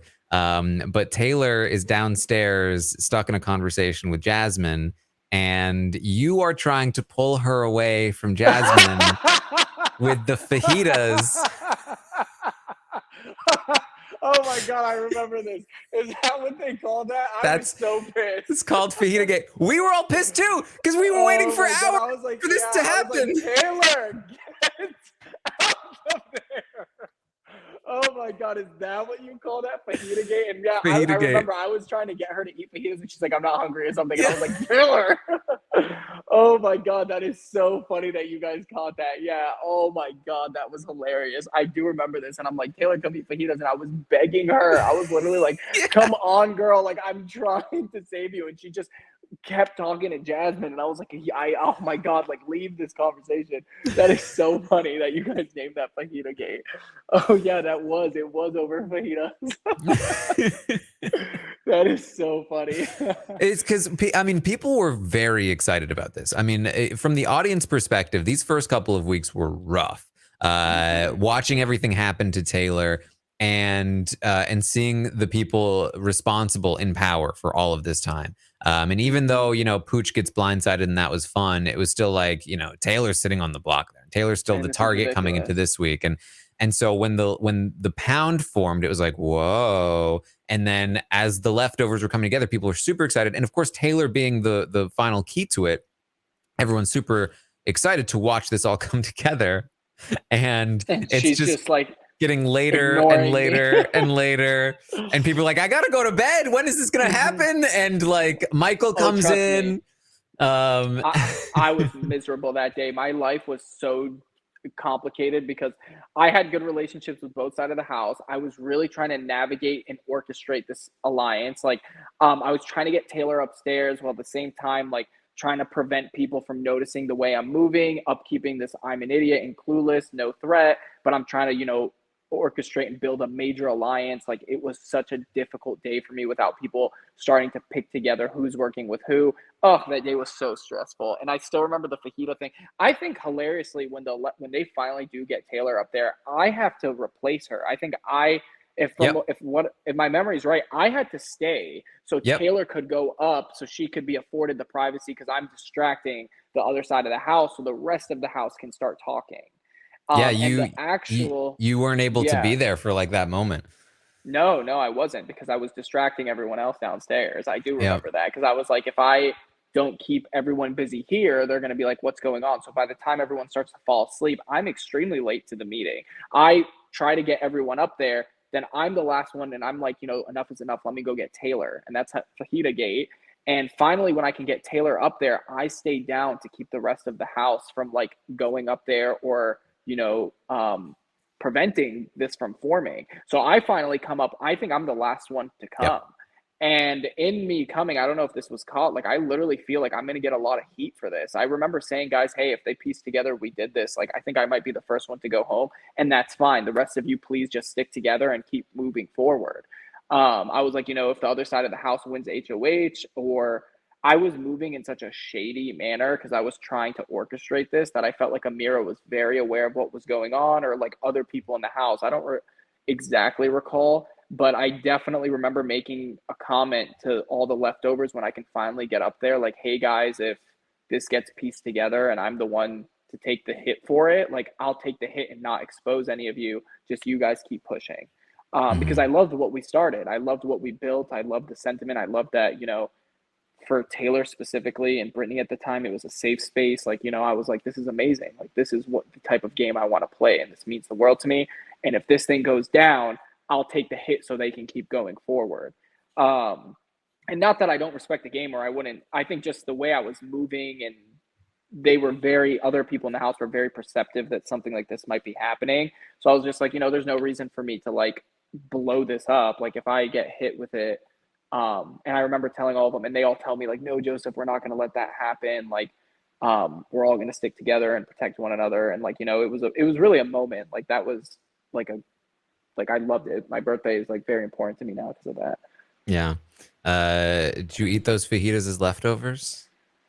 I definitely did. I ate everything in Yeah. that house one, and two. Honestly, that's probably the only leftovers I don't want because I still remember I was so stressed about Mm. Taylor. Like I was like, Taylor, please just get up there. Like I was like, I don't know why. I remember I needed her to go up there so bad, and she was just giving me a hard time about it. And I'm like, God damn, Taylor.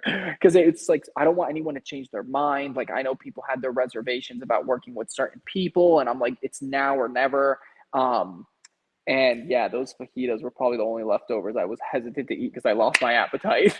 Yeah, well, because it was tricky because obviously before this happens, there's the big blow up with Nicole and Daniel on Taylor, Yes. Oh my and God. Yeah, that did happen before that. yeah, and so like leading up to this, of course, there's Nicole who comes down from the upstairs DR, and she's very upset, and people think that something's happened with her mother, and she's in there talking to Daniel about like people are gonna think I'm a bad person, but Taylor's a bad person. And meanwhile, Taylor's outside, like, hey, Monty, can you pray for her? Like,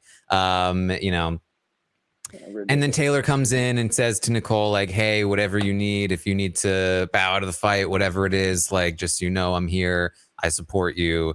Nicole takes it, in a complete other direction. Daniel and Nicole have already talked at this point about how they, you know, they say we're not blaming Taylor for Paloma's eviction, but she definitely is basically the cause of Paloma's eviction.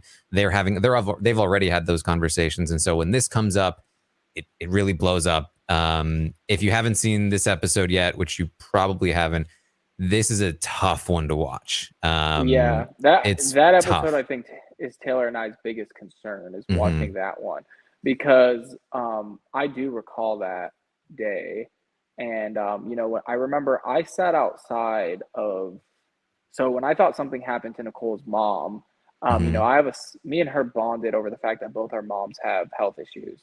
So when I thought something happened to her mom, I was extremely devastated. I remember I sat outside the bubble room for like almost an hour, and I was crying because I thought she just stayed in there locked away, and I thought something happened.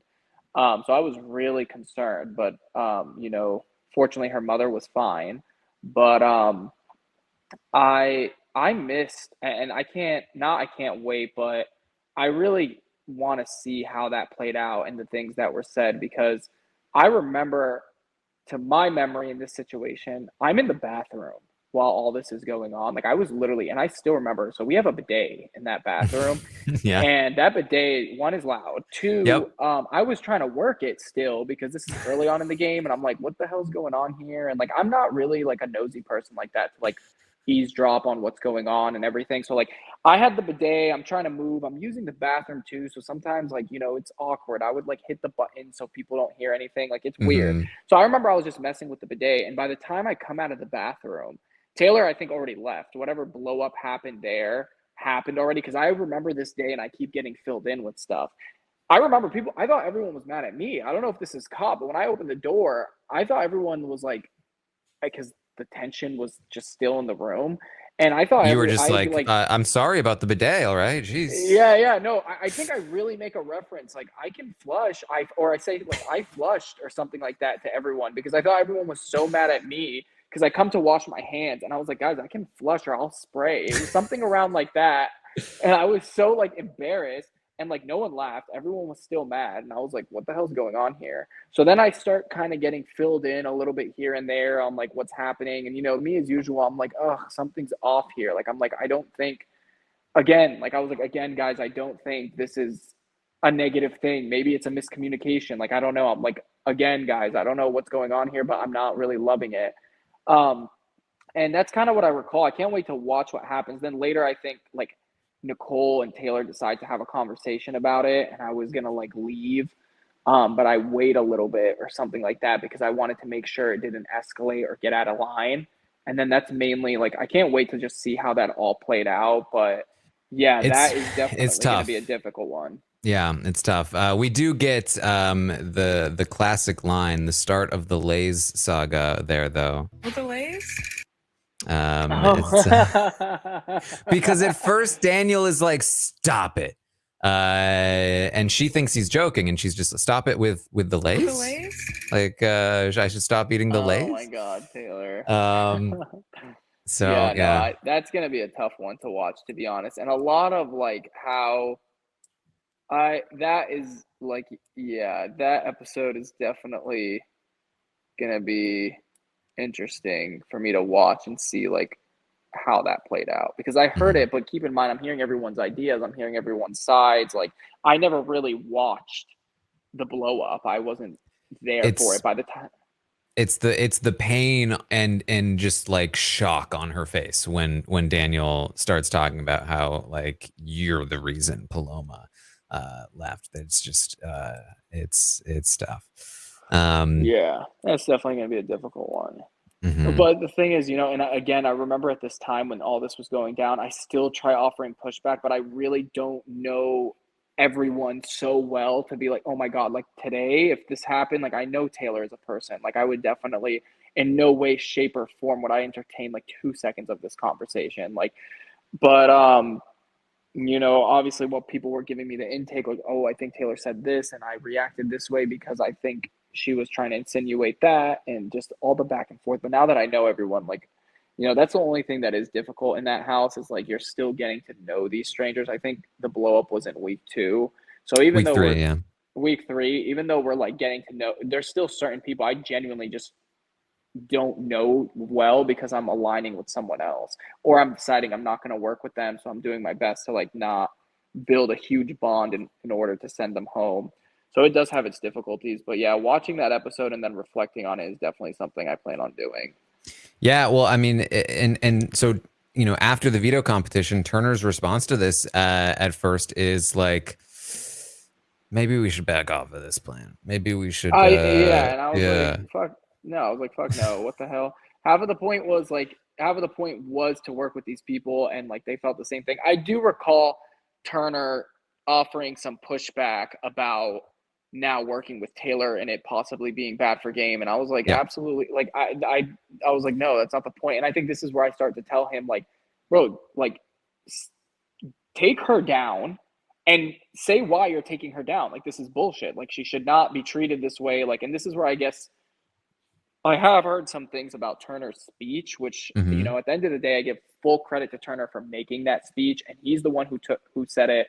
But I do recall having a lot of being like, Turner, you should say this and you should do that. So Turner, does start to have his reservations from a game standpoint, being like, one thing I will say for Turner is like, I don't, to my knowledge at least, like, I think he was trying to protect his own game, something Turner always does. But he definitely had his reservations or concerns, which I think are relatively valid. But like at that point, like I'm not just gonna abandon ship.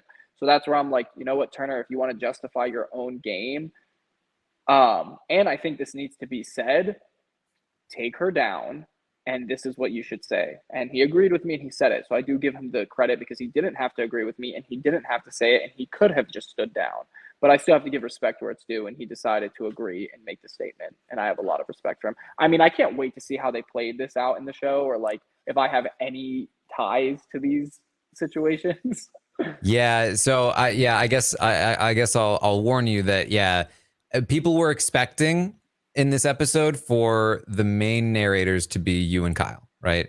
And I think to my memory at least, I haven't rewatched the episodes, but to my memory, I remember thinking, "Where's Joseph?" Because instead it was kind of Kyle and Monty that were the two main narrators, and there wasn't a lot of you. I think we missed a lot of like the key information. We didn't even get like your birthday in the episode, Oh, and wow.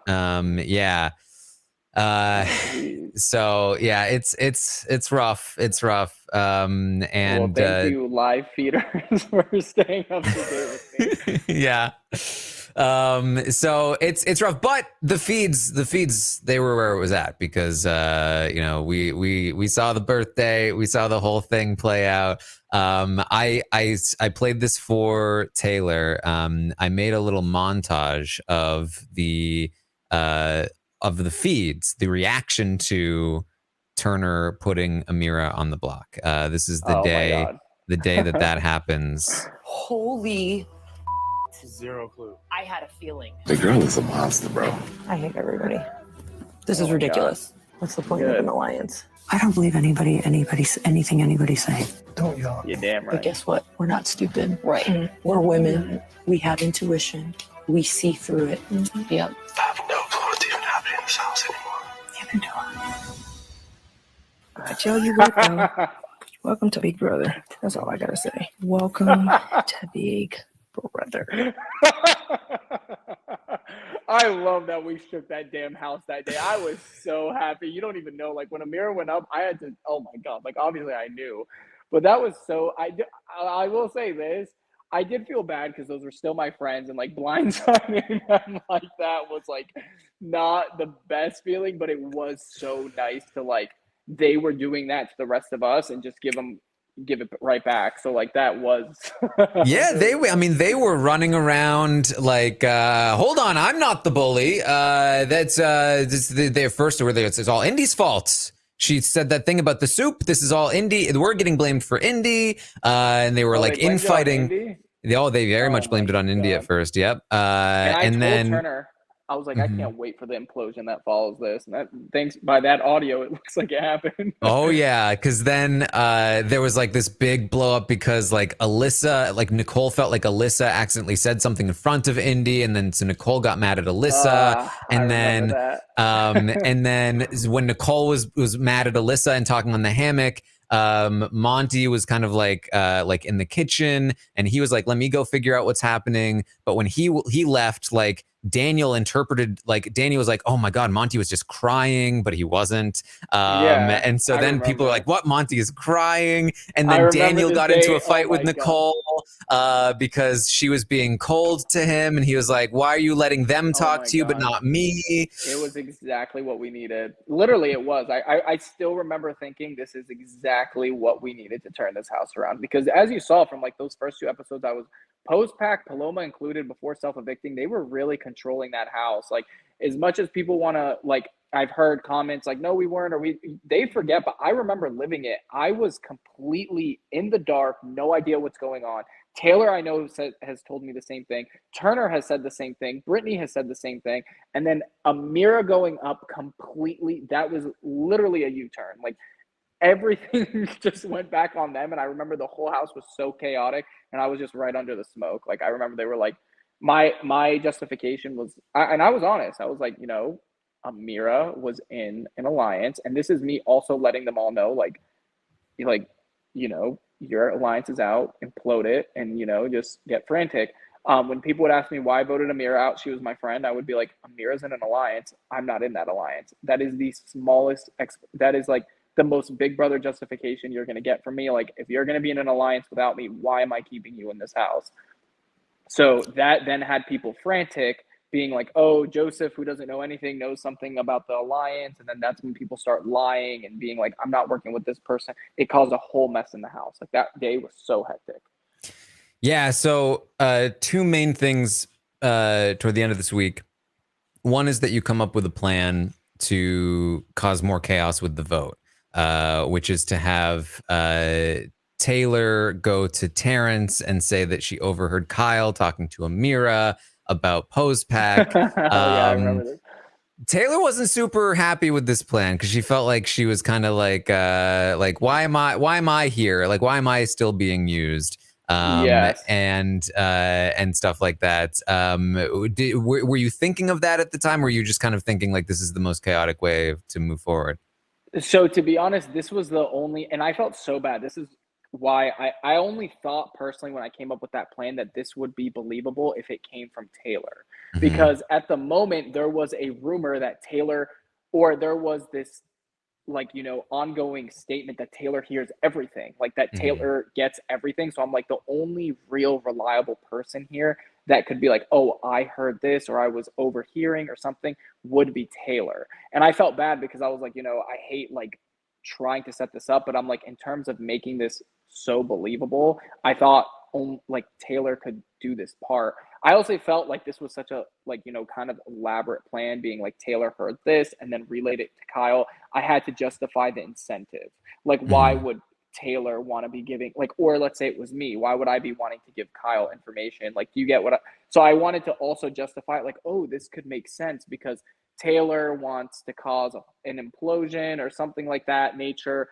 I forgot Taylor was on the block initially. So I was like, oh, she has the incentive behind it for people to believe that, you know, she's relaying this info because she wants to build trust. Like, I just thought it would be most believable with Taylor. I later tell Taylor, like, I'm so sorry if I didn't, you know, take into account your feelings. I genuinely just thought this would be the most believable plan to set up in the house. And she really did appreciate that. In the moment, I think I should have been more aware of, like, how do you feel doing this? I was more receptive to her if she was like, you know, I wasn't comfortable. In the moment, I think just because she wanted to build trust with me, she seemed very receptive to do it. She didn't really offer. But the second I kind of felt like she was like, oh, am I here to be used or anything like that? I definitely took note of that, immediately apologized to her and was like, hey, I'm so sorry. I was just thinking from like a strategy standpoint, what would the house believe the most? And that's what I thought it was. I thought, you know, she could do it the best out of everyone. And, you know, I definitely told her, I wish I took your feelings more into account, and going forward, if you ever feel like uncomfortable or don't like a strategy or a plan, please let me know. And she was like, oh yeah, thank you. Yeah. You did seem to get closer to her this week with the leftovers in place. She really started working on a lot of those relationships, you included. And you also were like a huge driver, I think, in these conversations, like really wanting to get to know her on a personal level. She talked about that in her deep dive with me. This is actually from the week 1 veto, but I did clip this just of course, my baby.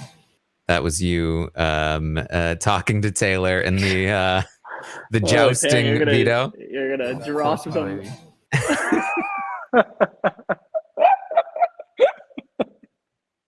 Just gonna drop these on me. Oh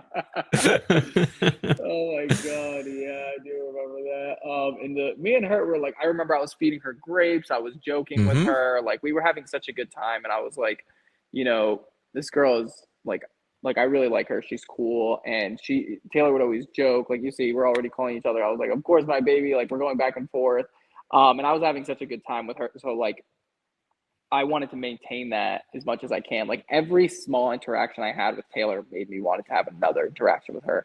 I don't know why, but unlike the rest of the house, the more I interacted with her, the more I wanted to. It wasn't the opposite where like I was like, what? I think that's the natural response. Having met Taylor now, I think that everyone else was Seriously, I don't know what the rest, but like the more that's why we progressively get stronger with every interaction, is because the more Taylor I got, the more Taylor I wanted. So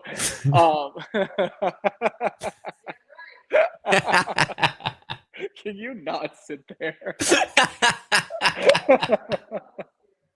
But yeah, so like, you know, even from the jousting, I think, what is that was week 1 or week 2. So like, you know, we start joking, we start going back and forth. Like, I do see some clips here and there where like me and her will laugh so hard because you can just see the chemistry from the beginning, like and it just doesn't die out, and it just continues to grow at that point. And now that we're in an alliance together, we're working together. Hell, we go so far to make a fomance to make sure we can talk to each other freely. So like, we're really like, just whatever odds show up, we're willing to like push against it, because at least for me, I very much enjoy her company and I wanted to keep hanging out with her. Yeah. So Amira is evicted, and the house is mad at Taylor for it, because how dare she know about this? How dare she know that Amira was? This is I clipped this. This is from the episode after Amira's eviction, because this is how just how much they're talking about Taylor. Taylor? Taylor? what? Not Taylor. And so they're upset. They're upset with Taylor, but Monty wins the HOH. They should have shared the screen time as much as you got like screen time and talking about you have. They could have gave me like 10% of that. Right? Yeah. They could have. There's some Kyle clips I could show you that they probably could have avoided. I'm just too horny, dude. It's, I don't know how much we needed that in the episodes. Oh my god, bro! No comment. Jesus Christ. Oh my god, kid. I would say I'm sorry, but I think I'm just prepping you for the episodes at this Honestly, point. oh my god, these aren't even from the live feeds. Nope, that one's from the episodes. Yep, that horn, that awooga is straight out of the episodes. Yeah. No comment. No comment. So Monty is the HOH. This is going to work out pretty well overall. There's going to be some tricky stuff in the middle though, because initially there's the idea of maybe putting Taylor on the block. She's eventually going to say like, I'm not super comfortable with that. I'd like a week where I don't go on the block initially. Yes. Yes. And you're going to also, like, from the second the chaos is caused when Amira goes on the block, you start going hard on playing both sides, and you're going to continue doing that this week as well, where like you are really playing up to the other side. Like, yeah, Taylor, yeah, oh man, oh, can you believe Taylor? Oh geez, I'm totally with you. I can't believe this happened. We got to get Taylor out. Oh yeah. What's funny is, so what I'm thinking at this point is me and Taylor are now locked in and we are working together. So I really don't want to emphasize that. So, and I think as much as I'm saying, like, you know, Taylor's a great player and like, oh yeah, I'm on board with you guys to get her out, I relay that all right back to Taylor immediately to let her know. So like, I'm letting her know who's targeting her. And this is why I'm just trying to build people to be comfortable with me in regards of attacking Taylor, because I want to know, and I think it should show, I tell her every person that wants to come after her. Mm-hmm. And that is my objective in being comfortable, or also, you know, agreeing with like, yeah, Taylor should go, because right now the narrative is, I think still at this point, it's Taylor wants Monty and Joseph are a pair. And, you know, I have to agree with this side of the house, as in like, you know, Taylor needs to like, and I don't necessarily agree with anything further than from a game standpoint and a strategy standpoint, Taylor needs to go home, but nothing in terms of, you know, behavior or feelings. I just say from a strategic standpoint. And in doing so, Taylor already knows this. I'm just trying to get information. And then anything I get from people becoming comfortable with me being okay with Taylor going home, I relay to Taylor so she can handle accordingly, or me and her actively talk about things I can say or how we can navigate this to like ease the situation, mm-hmm. which, you know, ultimately, you know, must like put her more on notice so she can, you know, act accordingly in the house and know how she can move. Because at some point people start to they're telling me that Taylor should go home, but they're telling Taylor that they got her. So like, you know. Yeah, it's tricky because Taylor is sort of still unable to walk freely in the house, right? Like there's like the leftovers, she's now ingratiated with them, but with the other side, they are still, you know, saying Taylor. And so so it's tricky, but you're sort of able to maneuver around here. Another thing that you do at the end of the previous week is that you convince Terrence to join your Festy Bestie group, which is going to insulate you and Monty from the rest of the house, because now if you end up on the block, you'll have the numbers to take him out instead of one of you or Monty. Yes. Very, very key, of course, to have accomplished that. So very key move. But this week, you know, goes relatively smoothly until the target starts to shift, because eventually Michael, Brittany, and Taylor are going to be able to convince Monty that it actually should be Alyssa that leaves, because that means that they can convince Indy to join their Festy Bestie team, and that will insulate them. And part of the argument for Monty is that, hey, if you take out Nicole and Taylor stays, we don't know how the rules work yet. Taylor might have to choose Terrence and pick him from your team, and now you're not insulated anymore. So Monty eventually agrees, okay, let's do Alyssa. But now they have to convince Kyle to convince Daniel to not use the veto. And this is tricky because Daniel comes into this veto situation not wanting to use it. He's like, if I win this veto, there's no way I'm going to use it. I'm not going to risk Nicole being on the block. But when Monty tries to convince Daniel that he shouldn't use it, it has the opposite effects, and it convinces him that he should use it. Oh my God, I do remember this. And then, I think we have, so he does use it, which forces Nicole and Taylor to go up. Yeah. And I remember initially I was thinking, like there was so much going on in the house at this point. And like you said, there were so many complications now with trying to insulate Michael and Brittany via Indy. No one really knew what Indy was going to do. So like that was also a complication. Nicole, I thought we were actually under the impression that the winner might get the one standing Festy Bestie. I think in a previous season, someone mentioned that, someone had immunity till jury or something of that nature. So we actually thought that the person, and Nicole thought this as well, which is why she was a little, willing to sit with Taylor and take the hit for everyone to go on the block. Okay. So she actually, I was hoping, we were though under the impression that it might be a benefit if you survive past your Festy Bestie and you're the one standing. We had no idea. Remember, Julie left us. So we're starting to speculate. So I'm like, okay, this whole Alyssa Indy thing is starting to get complicated. Like, if Nicole goes home this week, whatever that benefit is can be for Taylor. If anyone deserves it, I'm thinking Taylor should get it. That way maybe, and we started to think it might be immunity till jury, something very beneficial.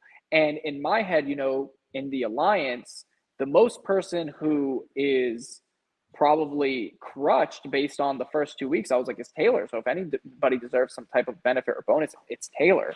So what I'm thinking is we should send Nicole home and let Taylor get whatever she wants, even if it's somewhat a benefit. You can jump to another Festy Bestie group. You can do whatever. I'm thinking Taylor should be granted this. And at the time, Nicole is very locked in with Daniel. I think it can be beneficial to break Nicole up. Nicole is in multiple alliances as well. I think from just a strategic standpoint, this is a win for everybody. And for me personally, Taylor can get whatever benefit that comes out of removing your Festy Bestie. Nicole goes home, who's in multiple alliances, which is sure to cause some form of disruption. So that's what I was initially thinking. Then, Daniel makes sure that happens. Yeah, so because Monty goes to Daniel and says, hey, don't use the veto. I don't think you can trust Jasmine, Alyssa, and Indy. I think they'll vote Nicole out.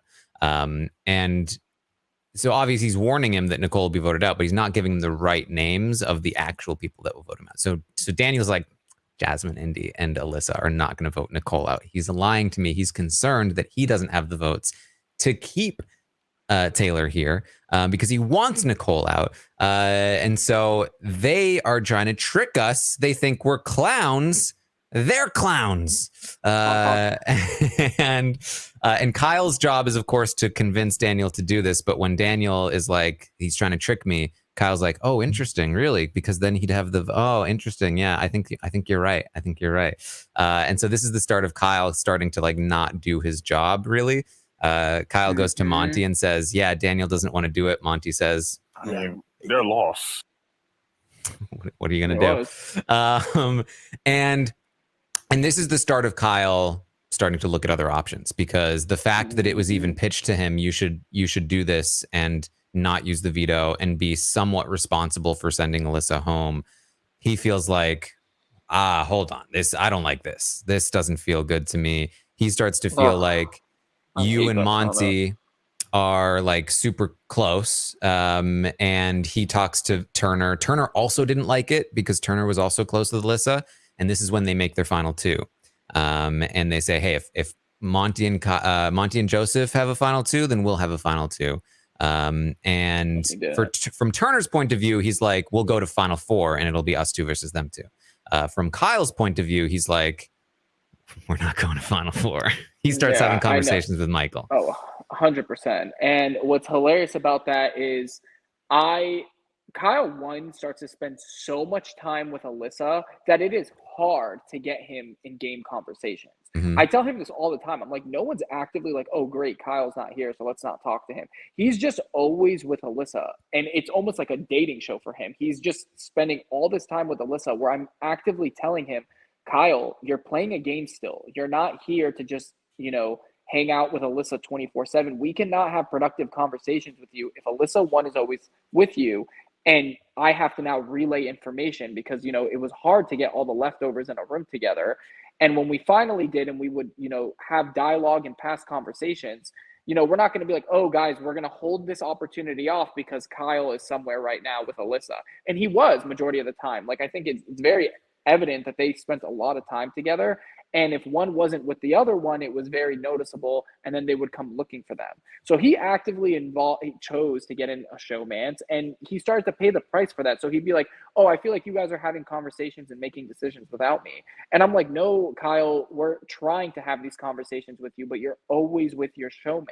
And I voiced this to him. I'm like, Kyle, I don't want you to feel like we're just coming up with ideas and then you're getting the tail end of it. We talk usually in groups. It's never two people running the whole show. It's at least three or more out of an alliance of 7. So we usually have a majority in the room when we're coming up with ideas. If you can't make it because you're hanging out with Alyssa, we shouldn't hit the brunt of the fact that now we're just filling you in because you're not making yourself available to talk to the alliance. So I was like, that's definitely unfortunate for that thought process to get him to start to break away from the alliance and him feeling like, oh, I'm on the tail end of this. And I justify this with going into the yard. If I truly felt like Kyle was disposable, I wouldn't have risked my game trying to protect him from Terrence. I would have immediately disposed of him. So his sentiment that, oh, you guys were already abandoning ship on me and I was at the end of the alliance wasn't true. He put himself there. Like, he absolutely started to prioritize Alyssa, and in doing so, he spent more time with her. He, on his own initiative, decided to leave the leftovers. So one concern I have is don't try to blame it on us or say that we made you feel a way to justify your actions. Just make it very clear and be like, I wanted to work with Alyssa. You guys weren't willing to, so I deviated. I can completely respect that and understand that decision. But to, hand the blame to me or other members of the alliance, I don't think is necessarily fair because we were more than willing to protect you and work with you. Mm-hmm. Yeah, and I think that at this time, I don't know that he's actively saying because they said this about Alyssa, and he even says in the dialogue, I think this was a turning point for Kyle, that he was willing to let Alyssa go prior to the veto being used, but when Daniel came to him saying, I don't want to use the veto, he flipped. The switch flipped. He was like, okay, that's it then. I've decided I'm going to keep Alyssa. I'm going to work with Alyssa. And the fact that I was even put in this position at all, it was a tough position. This is my interpretation of his thought process at this point. Because this is when he starts having conversations with Michael. We can't go down to 7 with the leftovers. This is when he makes the final 2 with Turner. And then later things get even worse, which we'll talk about. But yeah, Kyle at this point, and this is, again, it's very similar to how the leftovers formed, where this is what I talked about, where Kyle wasn't at the bottom flipping to the top like a lot of you were. He was already near the top, flipping to an even higher position. He's doing the same thing here. He sees himself at the bottom of the leftovers, but in reality, he's actually at the center of it. He's already made an alliance with Michael and Brittany called and the Turner. Outsiders. He's already had this. He now has this thing with Turner. And he's in the pound. So he is very much at the bottom, the most insulated and well protected and best position within the leftovers. The only thing he doesn't have is a guaranteed protection of Alyssa, which, in my opinion, was his fault to begin with, because he's the one that didn't include her in the first place, and he's the one that kept talking about how big a threat she was earlier on. Yes, and oh my God, that's what people forget when everyone's like, oh, Joseph was going for Alyssa. Kyle put us on notice of how big Yes. of a threat she was. Kyle told us how she's all into disinformation. I don't get necessarily close to Alyssa until like closer to the end, so I have no real perception of her. All of my information about Alyssa comes via Kyle. So Mhm. like Kyle then has a change of heart of Alyssa. Do you understand how different the game would be? Is instead of Kyle saying Alyssa told me everything, if he wanted to work with Alyssa instead, say, hey guys, I'm gonna bring Alyssa to tell us everything. Yep. And then we all have Alyssa as the one who gave us that information, we would have all worked with her. But he I was instead, screaming that for weeks. thank you. But he instead basically, you know, and I mean, I've said this in the yard, so I'll say it here. He basically destroys her reputation and her game as well as everyone else that she exposed. So in moving forward, we think nothing but Alyssa is a threat because look at all this information she was sitting on. Kyle exposed it. So like she becomes a target in the alliance relatively. I forget because everyone ends up close to the yard. Everyone says it was only me, Monty, and Taylor who wanted to send Alyssa home. But I'm pretty sure Alyssa was high on that list leading when we started to talk on the live feeds about how we should prioritize people in Yeah. going home. Alyssa was up on that list because, you know, people took her as a very, you know, in what's left, a physical threat, strategic threat. Like everyone was like, you know, Alyssa should be higher rather than lower in comparison to the other people. You know, Indy wasn't playing as strategic. Her social game wasn't as good as Alyssa's. Jasmine had the sprained ankle. Taran started to check out relatively. So like Alyssa and that group of people took a high priority. And a lot of that is attributed to Kyle and the information he relayed to us. Yep. So then he has a change of heart about all of that. And we're the brunt of that, even though he tries to say, I didn't feel comfortable in the leftovers. As you perfectly mentioned, he's probably placed the best out of all of us because Yep. I wouldn't have put him up. I don't think anybody really would have put him up until he started offering a lot of pushback and his relationship with Alyssa somewhat became a concern, which wasn't until, you know, right before we go into Dire Fest. Yeah, I would agree. I would say that everyone was mostly on board, especially Kyle. He was the one pushing it the most. Alyssa should go soon. Everyone was on board with that at first. Kyle eventually changes his mind. Turner was actually probably the person least on board with it, but Turner's also the person who's going to push his own agenda the least. He's going to kind of go with the group. Absolutely. But so then eventually when Kyle changes his mind, he immediately has Turner on board. And then Michael and Brittany see an opportunity of, if there's a rift here, we can play into this. Yes. And so that's when you, Monty, and Taylor kind of become put on this side against Kyle, Yes. where before it was like everyone was on the same page, but now all of a sudden it's just you three. The rift that That's kills the kind the of where it came from. leftovers. Yep. Yeah, and that I was doing everything in my power to fix that rift. I sensed it and I tried not to acknowledge it. Taylor, oh, the cat's here, sorry. Taylor and everybody starts to acknowledge it to me, and I'm trying to keep us 7 to make it towards the end, and I can feel this rift happening. But the rift can't be stopped because it's being insisted. Kyle, at this point, is basically giving all of us the ultimatum. In some aspect, it's either like he gets to work with Alyssa or the leftovers crack. And then Dire Fest was his chance to do that. We get into week 5. Before then, there was another incident that I have this clip. Come on in. Who ate the half? Oh, Was it you, Joseph? that was so annoying. Because she was very. One, I remember, I think I was in a pretty serious conversation that she interrupted. 2, Jasmine was clearly not in the mood, and I wasn't either. And come on, buddy. And she really insisted that I ate it. And I was like, guys, I am very big on the whole health aspect. Like, yes, I eat my sweets here and there, but if I'm going to go in, I'm going to go in. I'm not going to leave it half. So, and there was another joke going on around in the house. So Alyssa flinged a Chinese checker piece and it flew under the stove. And they were like, she didn't want to take the blame. So there was a joke like, who should we blame it on? And they were like, oh, we'll blame it on Joseph. So they do blame it on me. And then I'm fighting it. So there's already now this like narrative that like, oh, like, you know, blame something on Joseph and, you know, he's going to push back against it. And I was like, come on. And so because of the whole Chinese checker thing, now when I'm denying it, they're like, oh, are you denying this? And I was like, no, I really didn't eat it. And she was really insisting. I think if you play that clip later, she doesn't take my no as like a go.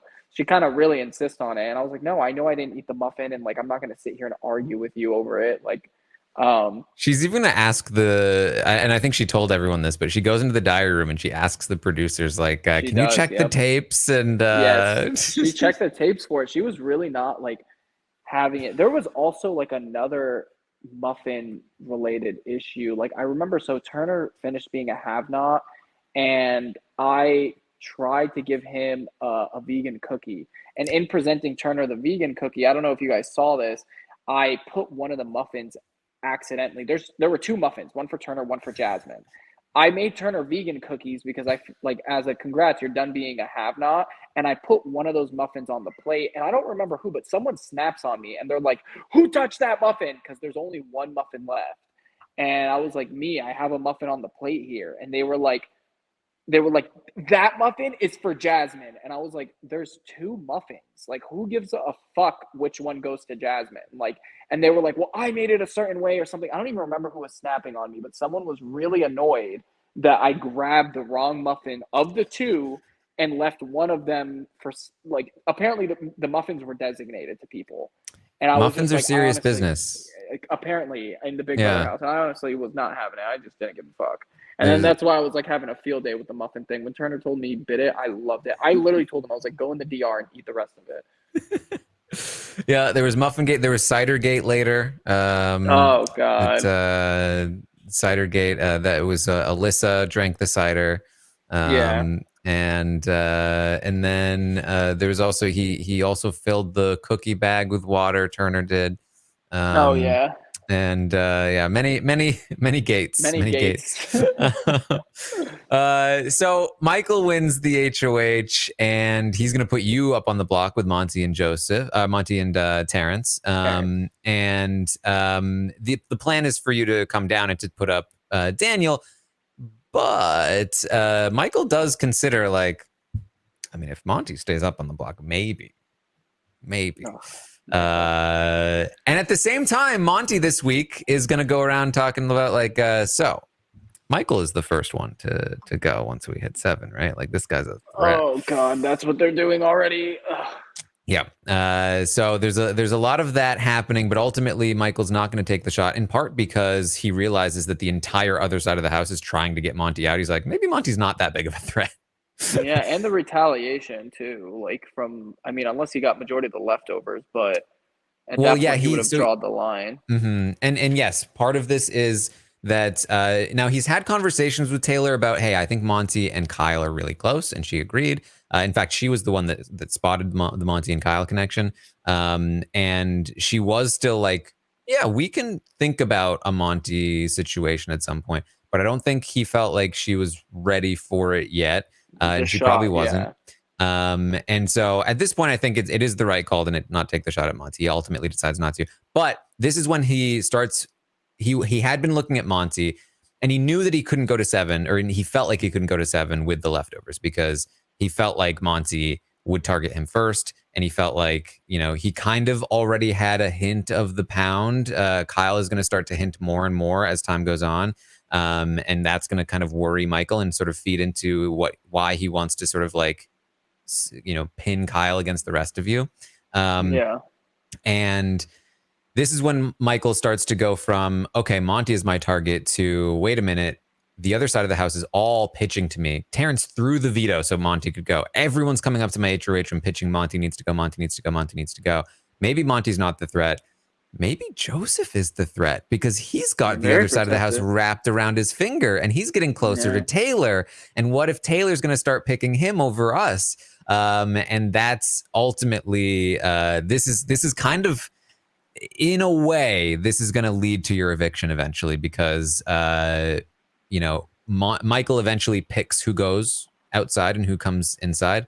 And he had you as the primary target and Monty as the backup target at that point. Yeah, and that's why absolutely. you go outside and Monty stays inside as the backup, with you as the sort of primary with Terrence outside. Yeah. So yeah, tricky stuff this week. But again, you're gonna get closer to Taylor. This is, I think, the start of the Fomance talk. I don't think it's been, like, officialized yet, but people notice that like, are you doing a showmance? This is Alyssa starts talking to Taylor about like, oh, you Yes. should kiss him, and stuff like that. Yes, I do recall this. And so obviously Taylor, so I'm very well put with the other side of the house, so much so that they put me in the 5 swatters, which according to everyone was BS, including me, obviously. Mhm. I try to avoid it because I don't like playing that part. I try to avoid it as much as I can until one day I'm like in the room and they just be like, okay, everyone's here. And I'm not going to be like, oh, sorry, guys. And Kyle's in there as well.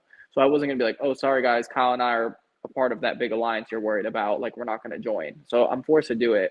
And I saw some references that I might have been playing both sides of the house. I don't think I was playing both sides of the house because I was not playing the leftovers. I was a part of the leftovers, and everything I was doing was for the leftovers. Everything I relayed, all the information I took, I would never planned on jumping ship from the leftovers. And honestly, I'm not going to lie, looking at the 5 swatters, I think winning the game realistically, I would have an easier chance probably going with the 5 swatters as the last 5 because plus parents.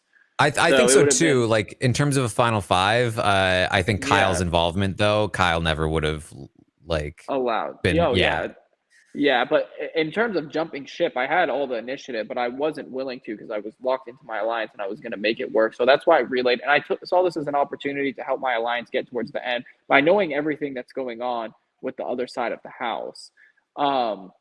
So that was my thought process. Like, this is going to be required of me and my alliance. Right now, I'm not playing a game where like I'm going to prioritize catching HOHs because I just don't think it makes much sense for me to like highlight the fact like I haven't won a competition. That could be my selling point if I'm ever on the block. Like, I don't need to win competitions because I'm somewhat insulated. And then I do start to get the feeling that Michael is targeting me.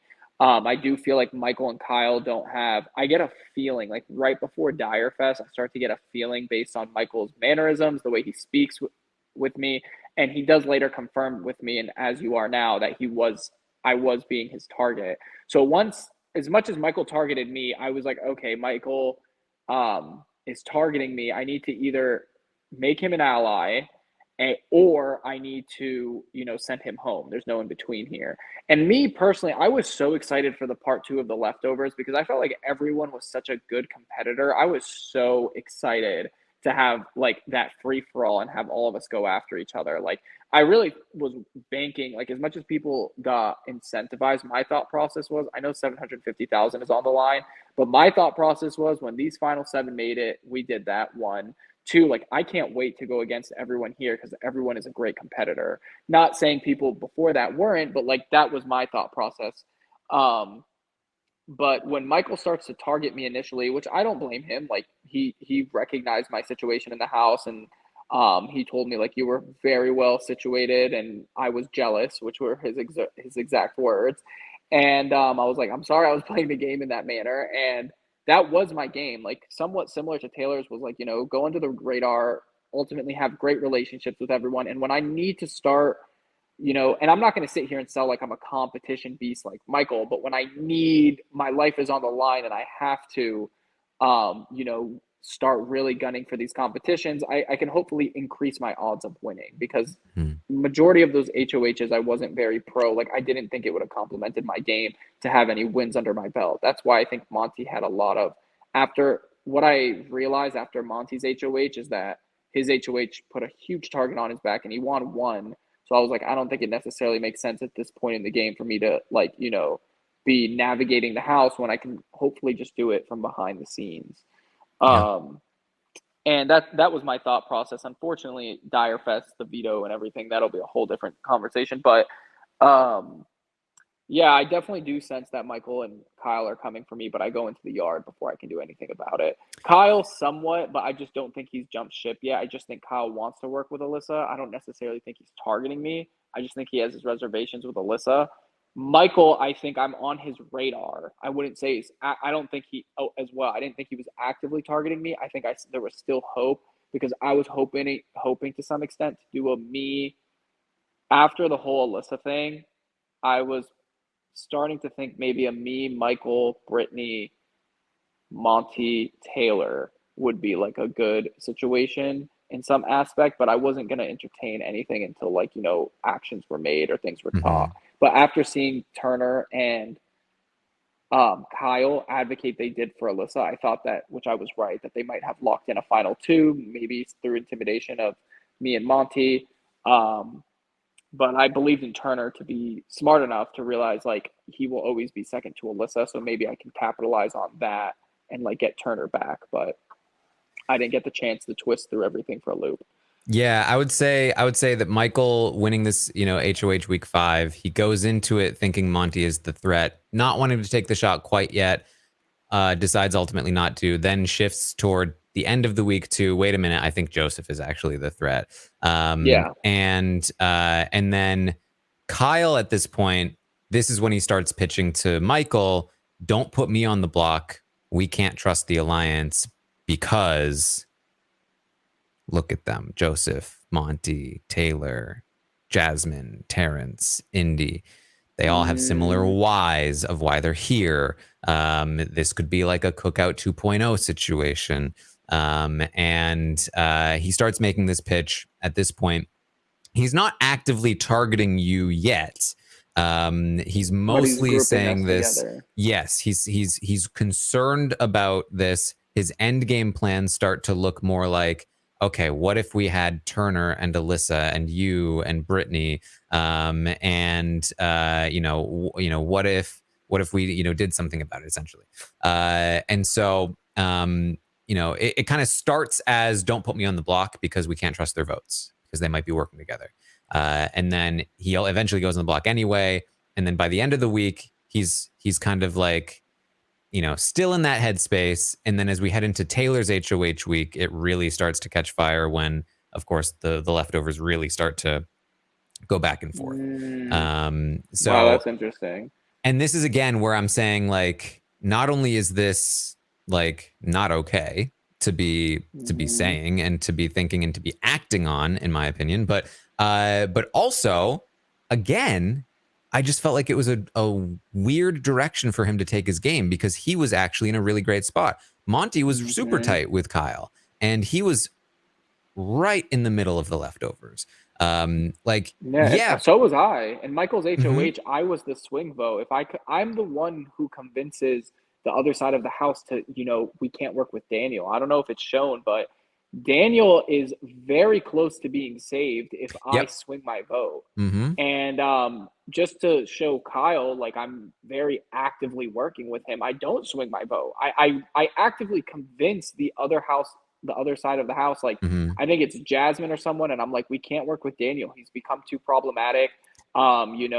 He's playing too emotionally, and I'm not interested in working with him. And they're like, okay. I was like, we have Alyssa, that'll get Kyle on board, and we should get Kyle. That's what I say to the soon to be 5 swatters.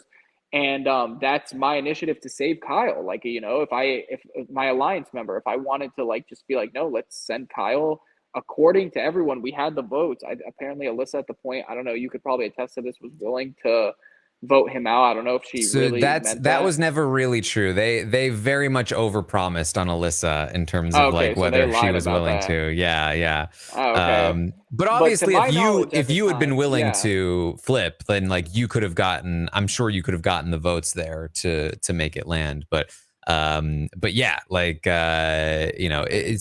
his position moving forward was good because at the time it was Michael and Brittany versus Monty in terms of like going down to 7, and you know, wherever you fell in that, they felt like you were with Monty, and so their perception was Michael and Brittany versus Monty and Joseph, and then Kyle, Turner, and Taylor were going to be able to kind of just like let the big dogs go at it, right? Because Kyle had the connection to Michael and Brittany, and he also had the pound.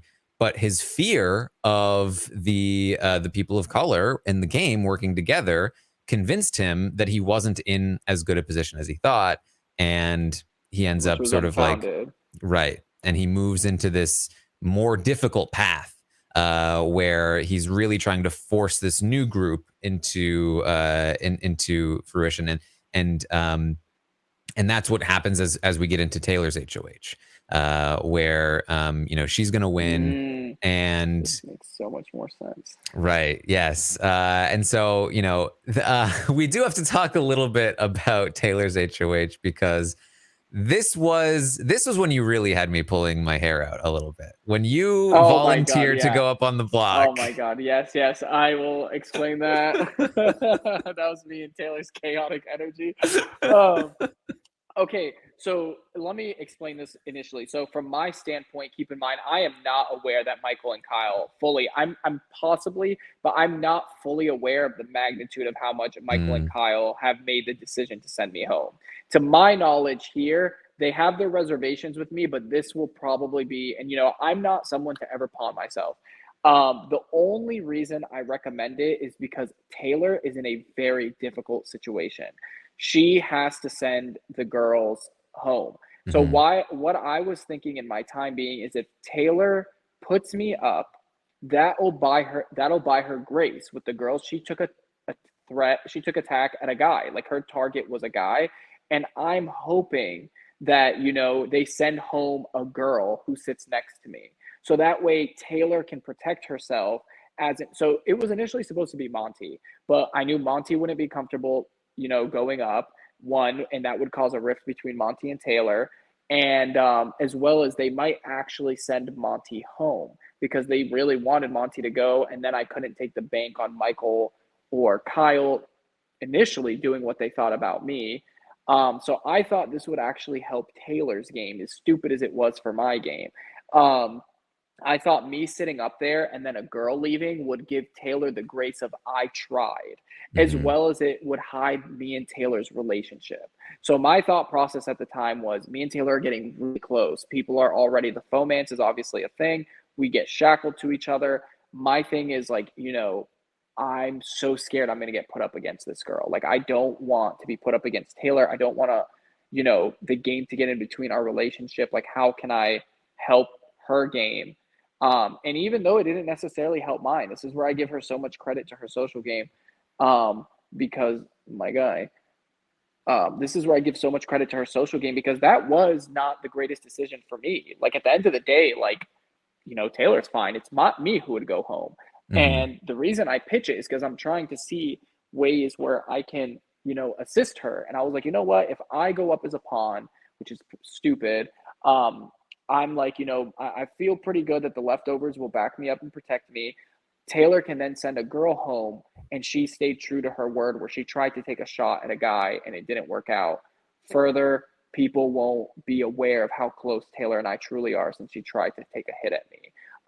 Very, very, very hair pulley plan. Stop chewing the charger. But in the time, I'm not made aware of the true Mhm. hot water I am in with my other alliance members. I'm still under the assumption that, leftovers are moving strong. Let's make it to the final seven and go from there. So I'm primarily thinking, how can I help Taylor? And I honestly risked my game in doing so. I was like, and this is where I think Taylor starts to gain a lot of admiration. And, like, for me, because she knows I'm not, like, I'm truly trying to help her. Me going up as a pawn genuinely does not help my game. So I just wanted to see how I could ease her HOH for her. Yeah. I don't think it's a guarantee that you go home if you go up on the block here, but it definitely, I think, is pretty likely, because the second Michael and Brittany were approached about this idea, they went straight into the storage room and said, "Oh my God, if Joseph actually goes on the block, we have to vote him out, right? Like, Oh my this has to God, Michael happen." and Brittany. Uh, Yeah. Now they'd made similar comments in the past about Monty, and they ultimately decided not to do it many times. So it's definitely possible they chicken out, right? Yeah, But it was which I definitely, would have needed to bank on. But that was yeah. my big thing for my only thought process in that was that I wanted to make sure, oh my God, come on, buddy. I wanted to make sure that, Taylor was afforded the luxury of doing Mhm. what the alliance wanted, so the alliance doesn't retaliate with her, while satisfying the other side of the house. I really just, that was my only thought process, which, it doesn't make much sense, which is why I give Taylor, again, on the wall, the whole, like, on the wall, her social game, again, is the reason. One, like, I'm falling off the wall, and then two, I'm punning myself. So, like, Mhm. I'm like, as much as like, maybe they're not the greatest decisions, I'm doing it because like I'm like in some aspect trying to compliment the person I want to work with. And Yeah. this is where I start to hesitate based on how I'm playing, is like this is where I'm like, oh, I think I want to take Taylor to the end. And you know what's funny is I don't even know I can really beat her. And I'm like, but she's such a good player. I want to keep working with her. Mhm. And then that's what I'm trying to do on her HOH. I'm trying to give her that luxury of, I tried to take a shot at a guy, girls. Like, I tried. I put Joseph up. That's a great player. He's strategic. People started to already talk about me, and I missed. I tried, and then the girls have to respect her for that, and they have to going forward work with her. That also de-emphasizes Taylor and I's relationship. Like, why would we have anything romantic, or why would we be close after we put each other on the block? That was my thought process. But granted, with the information you gave me, it might not have. The cat turned the light off. Sorry, 1 second. This is also when the fomance is comes to an end. Well, you're chained to Taylor. You kind of say like, look, I think we should maybe put a stop to this. What was the reasoning behind that? Turner comes up to me and says, hey, so is the fomance real anymore? Or are you guys actually a thing? And that was my wake-up call, because at this time, I'm actively going against Turner and Kyle in the leftover negotiations about who should go home.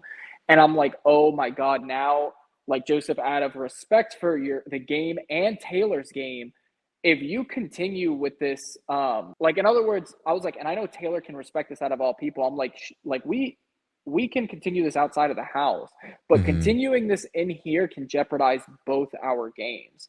So I was like, the fact that Turner's now feeling, I still remember he wanted to join Taylor and I in a conversation, and he felt uncomfortable. And then later asked me if it's okay, or like what's going on with it. So I'm like, oh God, if Turner, out of all people, is getting concerned about my relationship with Taylor, then this is going to ultimately cause rifts within the alliance. Like, I remember I'm in the pound, which I don't even know what I'm going to do about that yet. So I'm like, oh, the pound's probably going to unite and come after me and Taylor, because they're going to be like, or, the three guys, if everything does go smoothly, the first one they get out is Taylor out of Michael, Brittany, and Taylor. Yep. Let's say the pound makes it to the end. The first one to go home would then be Taylor to free up Joseph.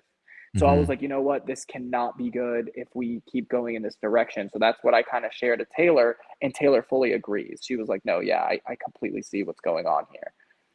Yeah, so the rest of this week is really just like, Kyle wins that veto. You eventually, it seems to come around and be like, maybe I shouldn't go on the block. Yes. Oh, yeah. yes. And before I forget, the reason that being is when I say I initially start to realize right before the yard that like Michael and Kyle may be targeting me, that is around the time where I'm like, maybe I shouldn't pawn myself now. I think I'm banking too hard on relationships I don't truly have.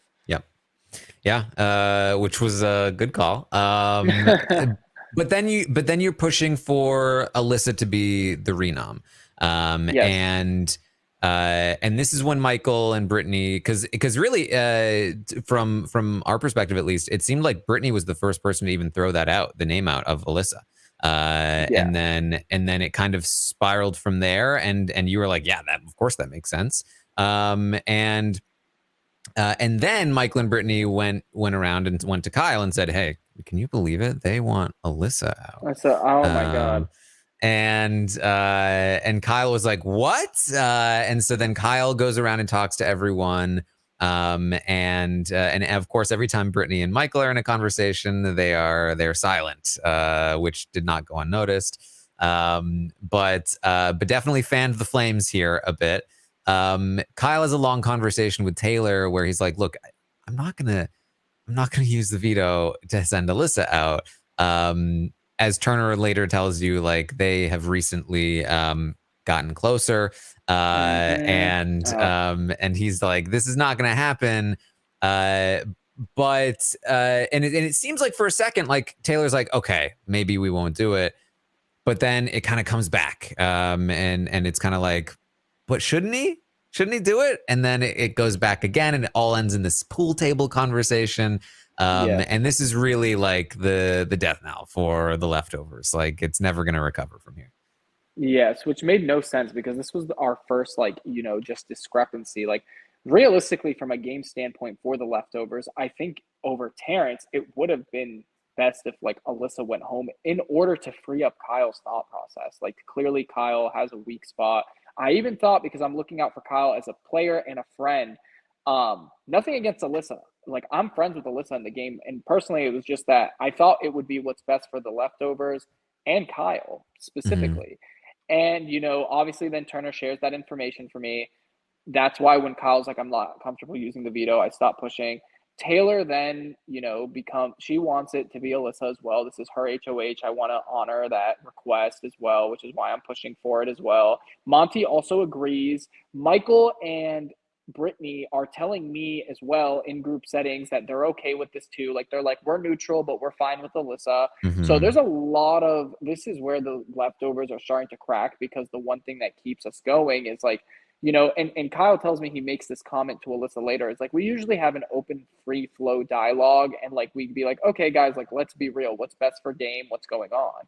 And clearly no one was on the same page because, I mean, I get it. At the time for Kyle's game, sending Alyssa home didn't make the most sense, but it was kind of like a majority rule. But you telling me now makes sense for why Kyle was so hell bent, because I'm under the impression Michael, Brittany, Joseph, Monty, Taylor, 5 of the leftovers have chosen Alyssa to be evicted. Hmm. So that's the majority.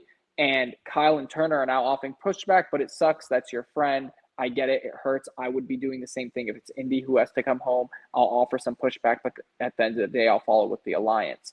Michael and Brittany playing both sides that week is what led to all the discrepancies and the Yep. rifts, because that left the 3 and the 2 thinking they were the majority. You have Yep. Turner and Kyle here, with me, Monty, Taylor here, and Michael and Brittany swinging between both sides made each group think they were the majority, which led to ongoing flaming, the fire that was burning the leftovers to the ground. At the time, obviously, none of us are truly made aware of the back and forth. So that's why everyone keeps advocating for what they want to happen, because they think they're the majority. And me, granted, now finding out that, Michael and Brittany had further ties to Kyle earlier in the game, then I don't know what they initially wanted. I mean, only Michael and Brittany can speak to what they actually wanted to happen that week, whether it was Alyssa or Indy who went home. But obviously I had a closer personal relationship with Indy, so if I could save her, I was trying to do that as well. And I just thought, we were the majority and it was a regular week. It was all 5 of us on board for something. I get Kyle's reservations with it. I end up having to hold that burden, because as much as Kyle didn't want to send home Alyssa because it was bad for his game and he cared for her, I didn't want to send home Indy. Hmm. But in an effort to show him hard decisions have to be made in the game, that's why, like, I do what I do and I vote out Indy. Like, that's just, not every decision in this game you're going to love. And I get it, though, from a game standpoint. Like, it is what it is. Like, that's just, aside everything you said about the comments and everything. But from a game standpoint, if you don't want to follow with the alliance and crack here, so be it. Like, but yeah, no, it was definitely that. There was a lot of things that attributed to the fall of the leftovers, and Michael and Brittany playing both sides, which is their own game decision. Kyle, really wanting to work with Alyssa, the alliance started to crumble. Yeah. Turner at this point is still loyal to the pound. He's pretty annoyed at Taylor. But Kyle actually approached him multiple times and was like, so if the leftovers were to split up, where would we fall? Like, what would we do? And Turner didn't really catch on to what Kyle was trying to say. Turner was kind of just like, why would the leftovers split up? Why would anyone turn on the left? Like, the first person to turn is the first person to go. Yes, and that's what I had respect for Turner. I was under the assumption that that was like a very big part of his game. Like, I had a lot of respect for him for that, because, like, in other words, Kyle's initiating, like, let's betray the alliance, and Turner's not biting. Not yet. 1, because of ignorance. Yeah, not yet. 1, because of ignorance, but 2, because, like, initially Turner was playing a relatively, like, straightforward game initially. But again, Turner's whole game is influence, and Kyle has played a game of, betrayal, which is, how he wants to play. It was his decision. And then big surprise, Kyle and Turner become close, and what's Turner now doing? Betraying. So Yeah. So this is when you get sent outside. And this is not going to go well. Terrence is looking to target you immediately. So we had feeds outside for the first, I think, 2 or 3 days. So we caught the first bit, and then they went down for days and finally came back toward the end of the week. What we did see was that Terrence's initial plan was to put up Kyle and Alyssa as the 2 nominees. And he talked to Turner about it. And Turner was like, yes, because Turner at this point is still like, yeah, we'll take out Alyssa. Leftovers strong. We're good. Then Terrence talked to Alyssa. She manages to talk him out of nominating her and says, you should just put Kyle and Joseph up straight away. If your plan is to target, because his plan is to put up Kyle and Alyssa, backdoor you. But the reality is if you or Turner win the veto, you won't use it. You'll vote out Alyssa. Of course, at this point, if Kyle or Alyssa win the veto, it's a different story. But so that's the plan. Kyle and Hugo are going up on the block. Night ends. Next morning, Kyle's like, okay, if I'm on the block initially, it's going to be much more difficult to protect Alyssa. And if Alyssa wins the veto, or if Terrence wins the veto and takes Alyssa down, now I could be voted out. Like I'm in danger. It's going to be much easier if I can keep myself off the block. This is his chance to make the move on you. And he's been wanting to take this move ever since all of that stuff with Alyssa happened. Especially since the Alyssa stuff happened. He really felt like you were the primary mover of the Alyssa stuff. And when we were like forecasting what's going to happen with the split house twist, I was saying one of the more interesting outcomes is if Kyle and Joseph end up in the same side of the house, because it's going to be an arms race. It's going to be who can rat out the other one first. And my concern was that Joseph would not be as fast as Kyle to rat out the squad. So, of course, Kyle is going to... Kyle spills the beans. Spill the beans. Wow.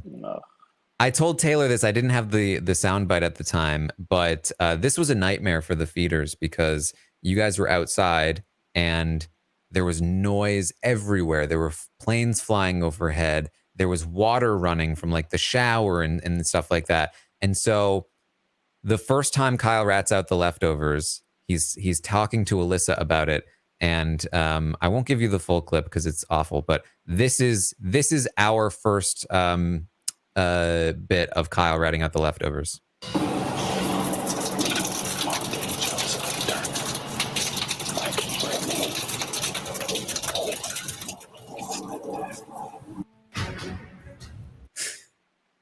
So annoying. Yeah, I can barely hear anything, but I hear him naming us. Yes, he's naming, and that's like the processed episode version of this happening.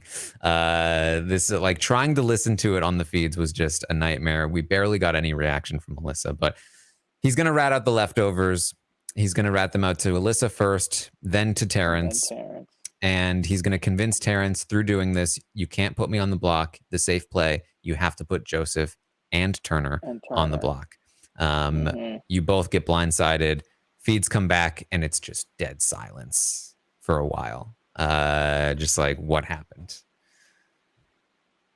Tell me about it. My God, so much happened. So I'll tell you. So I go into the yard and it's not looking good. I know I'm Terrence's target 100%. Terrence, in selecting me, I know for sure. I was like, okay, so I'm the one going home right now. And I was like, I'm definitely hitting the block. And I'm like, I'm going to hit the block with either Turner or Kyle in some capacity. So I was like, and this is where I go back to me playing the game as a person. I really did debate. I was like, all right, Joseph. So keep in mind, to my perspective right now, I'm on the block with 2 of my friends. Turner is a good friend of mine at the time, and so is Kyle. And, so is even Alyssa. I'm just like, this is difficult, but from a game standpoint, I think it's a harder uphill battle and it's a tall mountain, but I'm willing to take it. I would rather have gone home trying this route than, playing a quick betrayal self-preservation game and going. And that's my decision to make. People can respect it, people cannot. Maybe it cost me $750,000. I don't give a fuck about the money. I would rather be happier with how I played the game and looking back at it. So people can call it stupid. I honestly don't care. What I thought going in there is, you know, there's a chance here. I gave my word. You know, I'm in the leftovers with Kyle and Alyssa, with Kyle and Turner, and I'm like, I think I can get Alyssa to go home. So I speak with Kyle and Turner, and I'm like, I'm telling Kyle rationally, I'm like, Kyle, at some point, if you want to win this game, Alyssa has to go home. So I was like, you know, now's the chance to do that. And I'm telling, and Turner's on board as well. And then Kyle goes, and I'm like, Kyle, that here it won't necessarily be on your hands if you're up against her, like, because Terrence is telling me he's putting the showmance up, which I think he's going to do to backdoor me. So I'm then banking on the fact that, you know, one of us three, or I convince Terrence, win the veto, we hold it between Kyle and Alyssa, and I convince Kyle, like, we won't send you home, Alyssa will go. And in that aspect, like, you know, you had nothing to do with her going home. And Kyle, you know, I'm telling Kyle, Terrence wants to put the showmance up. I think there's a chance we can get you to, like, Alyssa to go. I'm like, all three of us just have to unite together, talk to Terrence. Turner's down, Kyle's down. Kyle tells me he's all for it. He's obviously not. Which is, from a game standpoint, you know, do what you got to do, man. Like, that's not something I would do, but, like, you know, I can't hate him for that. So he's telling me, yeah, let's do this. Like, it's time to get Alyssa. I don't think Terrence might want to do this, but let's try at least. And me personally, before I betray Kyle, I'm going to try this route. It might be the harder option, but with me, like, I'm just not built like that. You're not going to get me. Terrence is not going to put me in a chair. I'm going to spill everything. Like, I was like, Terrence, like, you picked the wrong guy. Like, when he put me in the chair and was like, spill, I was like, you got me. I'm sorry, fucked up. Like, I'm going to hold out for a little bit. Like, you're not going to get this info this easy. Especially, and I have some respect for Turner in that aspect because he didn't either. And both our asses were on the block and Kyle's wasn't. So, and I remember saying this in the DR too, like I was just like, you know, this is the harder route. It might even arguably be the stupid, like a stupid route, but I'm like, there's still a chance where if I spilled everything first, I go home. And even Alyssa, like, as you guys can tell, she's so into Kyle, like, even when she's given the full picture for me, I don't think timing would have mattered. I still think Alyssa would have, you know, had her reservations with me, been extremely angry with me, like the way she was, and still vote me out next to Kyle. Because you have to keep in mind, Kyle, like, in other words, Alyssa was not touching that block, and I was never getting her vote. So no matter what, it was going to be a split, because regardless of my time frame, regardless of how I played, Alyssa, I don't think in any reality was voting for me. So in knowing that as well, I'm like, you know what, Joseph, like, I want to play a game I can be proud of. So I'm like, you know what, let me try to convince Turner and Kyle to send Alyssa home. This is extremely difficult because, remember, in the yard, this is not the Big Brother house anymore. The yard is an open space where every conversation is observed. So, like, Alyssa is watching everything. The yard is not that big.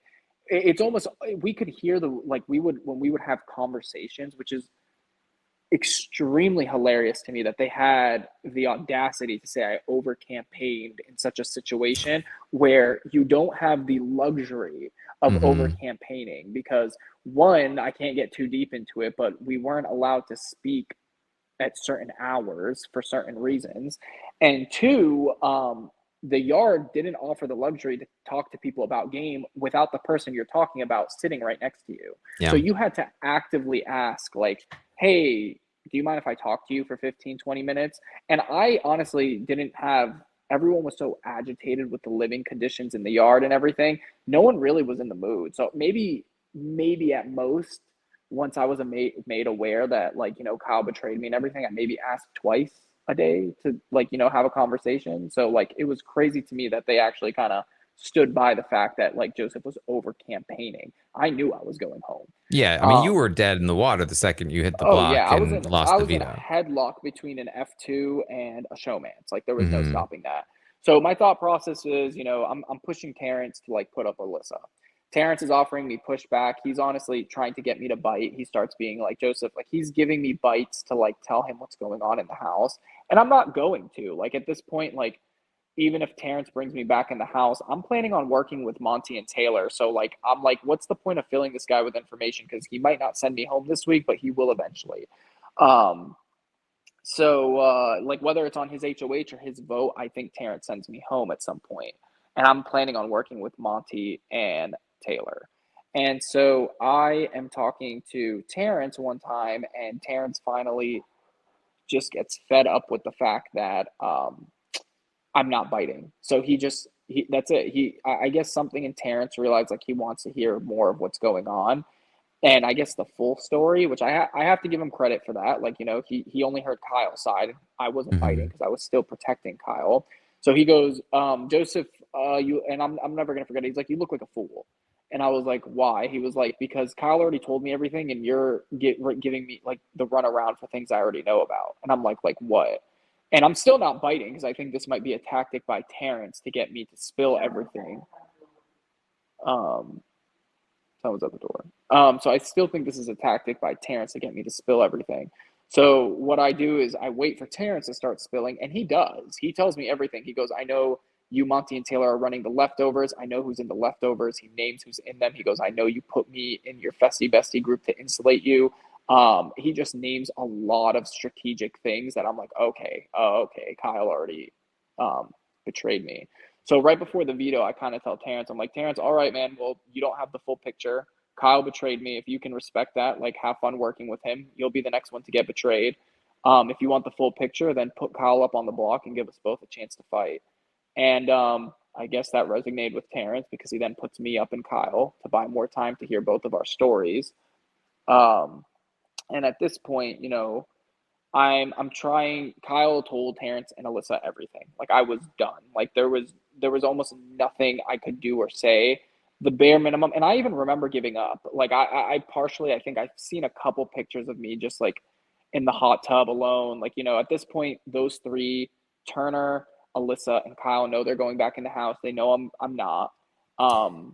Turner basically pretty soon after he went on the block was going to Kyle like, so worst case scenario, we stay on the block, like it's us, right? Like we've he didn't fully like turn on the leftovers yet, but he was like, whatever we need to do for me to stay alive, like I'm willing to bite. So you know, you basically would have had to convince both Turner and Terrence to keep you, and Turner was firmly with Alyssa and Kyle at this point.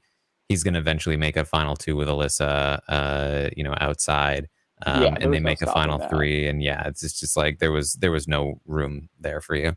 Yeah, absolutely not. I was literally in a worst case scenario, like, and obviously I would never attribute it. If I played the game better, I could possibly have won, or if I played the game differently. So I do hold my L where need be, but like my circumstances were extremely difficult in that yard. Like, the time I was able to talk game was limited.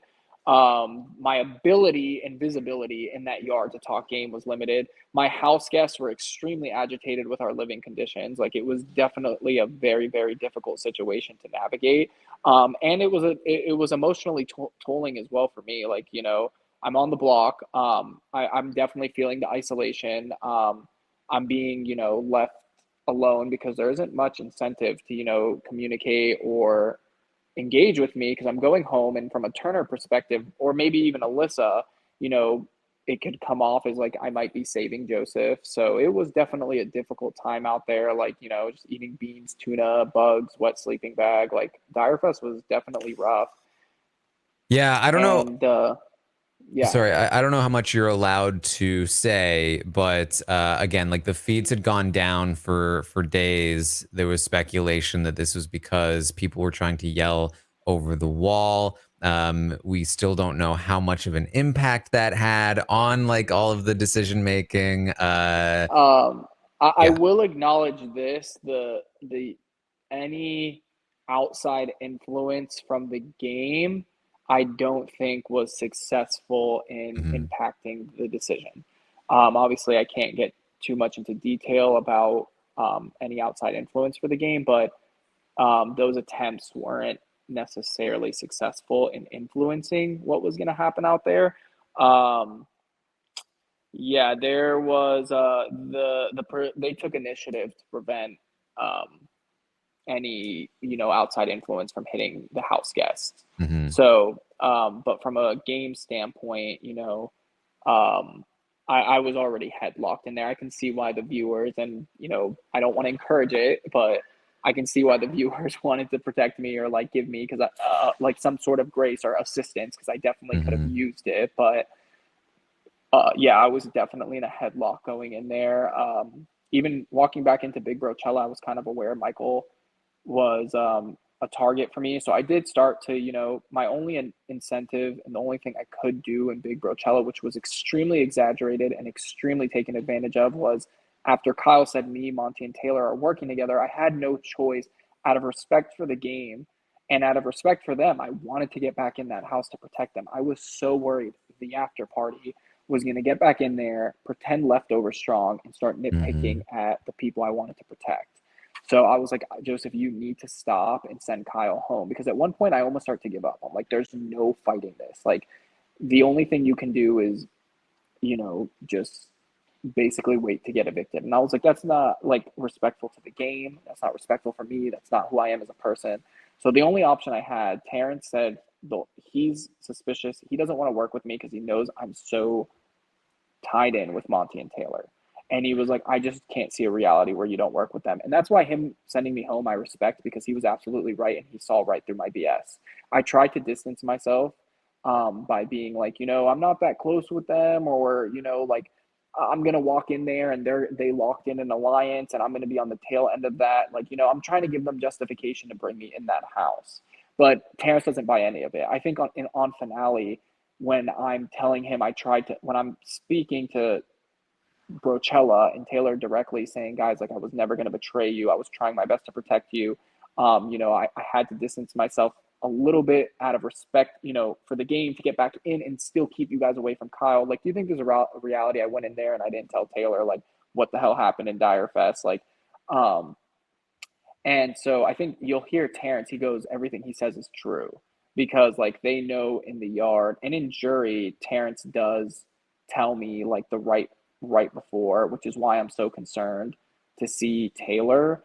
He tells me like, I'm going to be honest with you, Joseph, like, we definitely lied a lot on your name.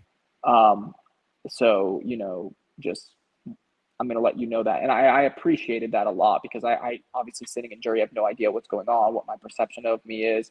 I wasn't afforded the closure. Like I'm one of the, if not the only few house guests along with Jasmine that we left without a conclusion. We left without Yeah. a goodbye. We left without our story being told. And then those people had to get the narrative from others and marinate in it for over a month because that's how long Yep. I was sitting in jury. So, and that is probably my biggest, and I can't even say regret, but that's probably my biggest concern or something I wish is at least I could have said goodbye or, some quick. I remember when I was walking out to Julie, I almost wanted to yell so bad, something like I tried to protect you guys or something, just It so like that narrative wasn't pushed. it felt like it. Like there was like this feeling watching you walk through the house. It felt like um it was sad because it was like we knew that they were there and that you wouldn't be able to say anything, and it felt like there was like Nothing. you wanted to say something but there wasn't. So bad. Yeah. I almost, out of respect for the game, I didn't, but it's because I told her, I literally told Turner, I was like, Turner, I think I'm going. I was like, Turner, I know I'm going home. I was like, you're going to go back in the house. I was like, I have one request for you. Please let everyone know that I tried to protect them and save whatever relationship I have with them because, like, it was BS. Like, I'm not going to, like, I was trying to protect everyone. And I think that was the problem. I tried my hardest to get back in that house. And my main priority and my main justification in trying was, Joseph, if you give up right now, one, that's not who you are as a person, as hard as this looks. Two, you can't even be mad because you chose not to rat out Kyle. You chose to play this other route and like stand by it. And I still don't regret my decision. And three, if you give up, you're giving up on everyone else because if the after party goes in there, the same people you want to get back to, they're going to send them home. Like they have the upper hand. They have the whole, like, I knew it. I was like, they're going to go in there and be like, Joseph betrayed everyone and justify like why they had to send me home. And I'm like, in doing that, you're going to lose not just the game, but relationships with people you care about. And it was definitely really difficult. And like sitting in jury, I was always wondering what would happen or how it played out. But obviously my nightmare came true. And yeah, it was a hard time. And the veto in there was like such bull. Like it was definitely a difficult time because like with the veto, I don't know how the episode plays, but the wind was so strong that they have to lower the numbers of trays we were supposed to stack. And I'm a competitive person. I will hold my L's where they are due. I still hold my L on that. I should have played better.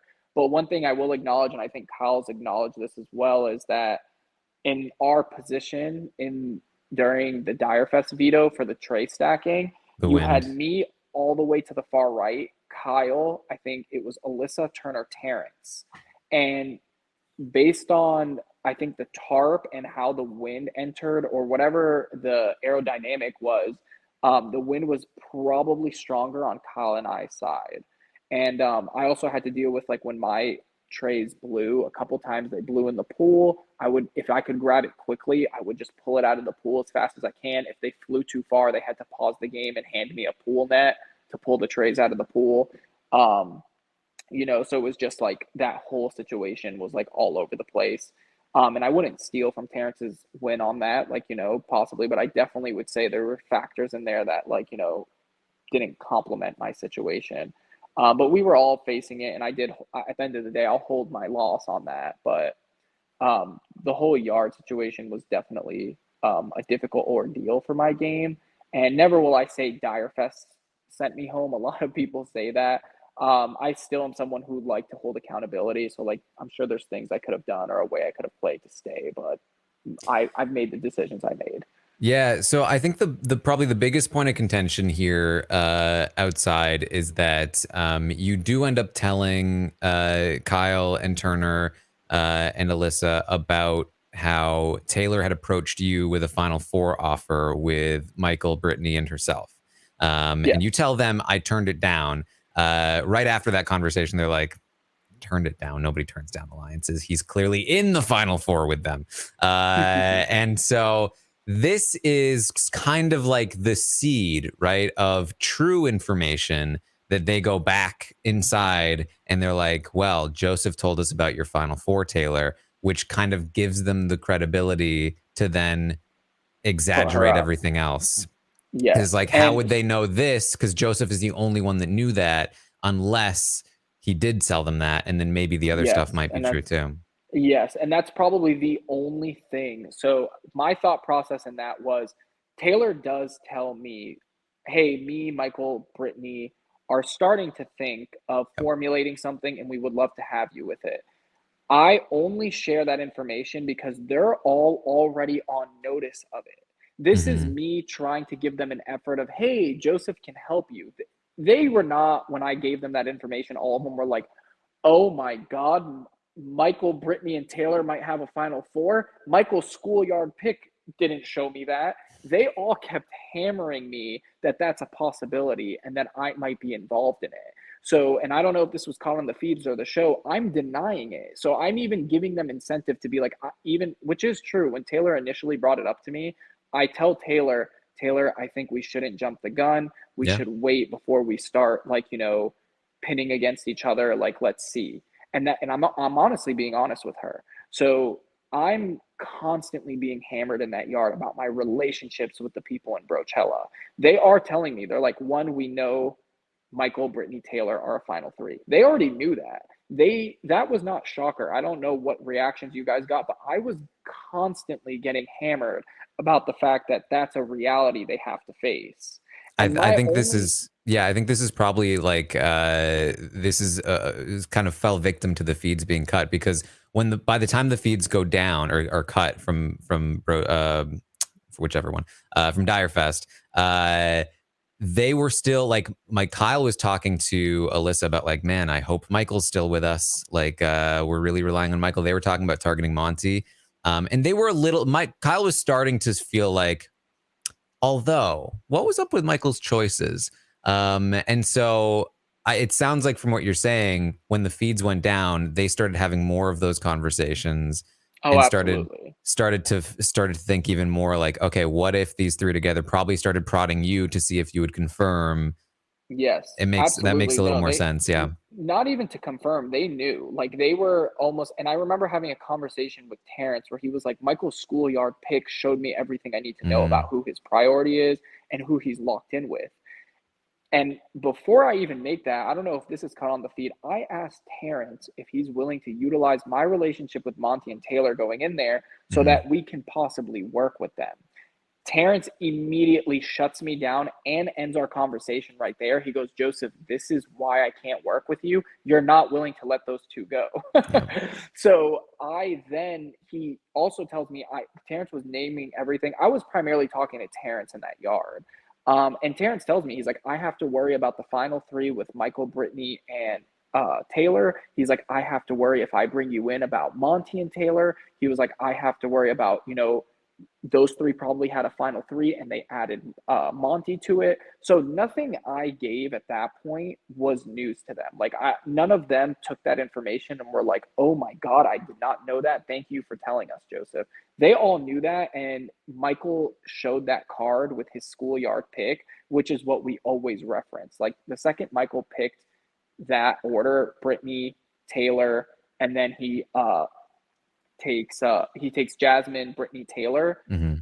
Terrence knew immediately Jasmine's the target. Brittany and Taylor are his final three, and Monty is what he was left with. And after this week, he'll very likely go with Monty. I can't underestimate Terrence as a player in the sense that he did call out a lot of things that were going in the house. He did, The yeah. final three being one of them, and I had to acknowledge it at that point in the game because if I was like, "Oh no, those three don't have anything," you're so skeptical for no reason. This was after I asked him if he would be willing to work with Monty and Taylor, and he was like, "This is why I can't work with you." So I'm somewhat already confirming information he knows to let Mhm. him feel as if, oh, there's a possibility I can work with this guy. He also ultimately doesn't believe it. Like he's like, even then Joseph is like, nah. And the main thing they would always tell me is like, okay, we get you might go for Michael. Michael left you out to dry, but like, Yeah. why would you ever go for Monty and Taylor? Yeah. And the only response I could come up with was possibly that, maybe they have an alliance without me, but they even know that was bull. That's why Terrence Mhm. in finale goes, yeah, he's telling the truth. Like nothing he said I was willing to believe. I think that makes a lot more sense to me because that was definitely at the time. I think a lot of people were like, "Why is he saying this?" But it's difficult because the feeds were down for so long out there that we didn't, I think, get that lead up, that build up to why you were probably saying it. No, yeah, that's why. I didn't just drop that for the fun of it. That was definitely, yeah, no, trust me, in that yard, I was really hammered about my relationships back in Brochella. Mhm. And granted, that's why Kyle goes out with saying, let's go to war, as in Yeah. a joke on my tight relationships. And like, they would be fools to Mhm. believe that Joseph would go in there and go against them, which honestly, they're basically right. So Yeah, this is one of the few times where you can say, well, the feeds didn't catch everything. yeah, no, that was Normally apparently you that's should not say that line, but in this instance, yeah, they were down for days. oh yeah, and I didn't even know that. I wish the feeds were up so like that would have been made more clear. But like I don't think there's a house guest here that would doubt in the yard. Like I wanted to Mhm. work, get back in there and definitely work with Monty and Taylor. Like obviously I would have to get in and see what awaited for me, but from the information I've been given, I probably had a good chance of getting Monty and Taylor for a final three and then going Yeah. from there. Yeah, and I don't think anybody thought that you were like throwing them under the bus intentionally or maliciously in any way. I think it was more just Oh like no, yeah. confusion about where it came from.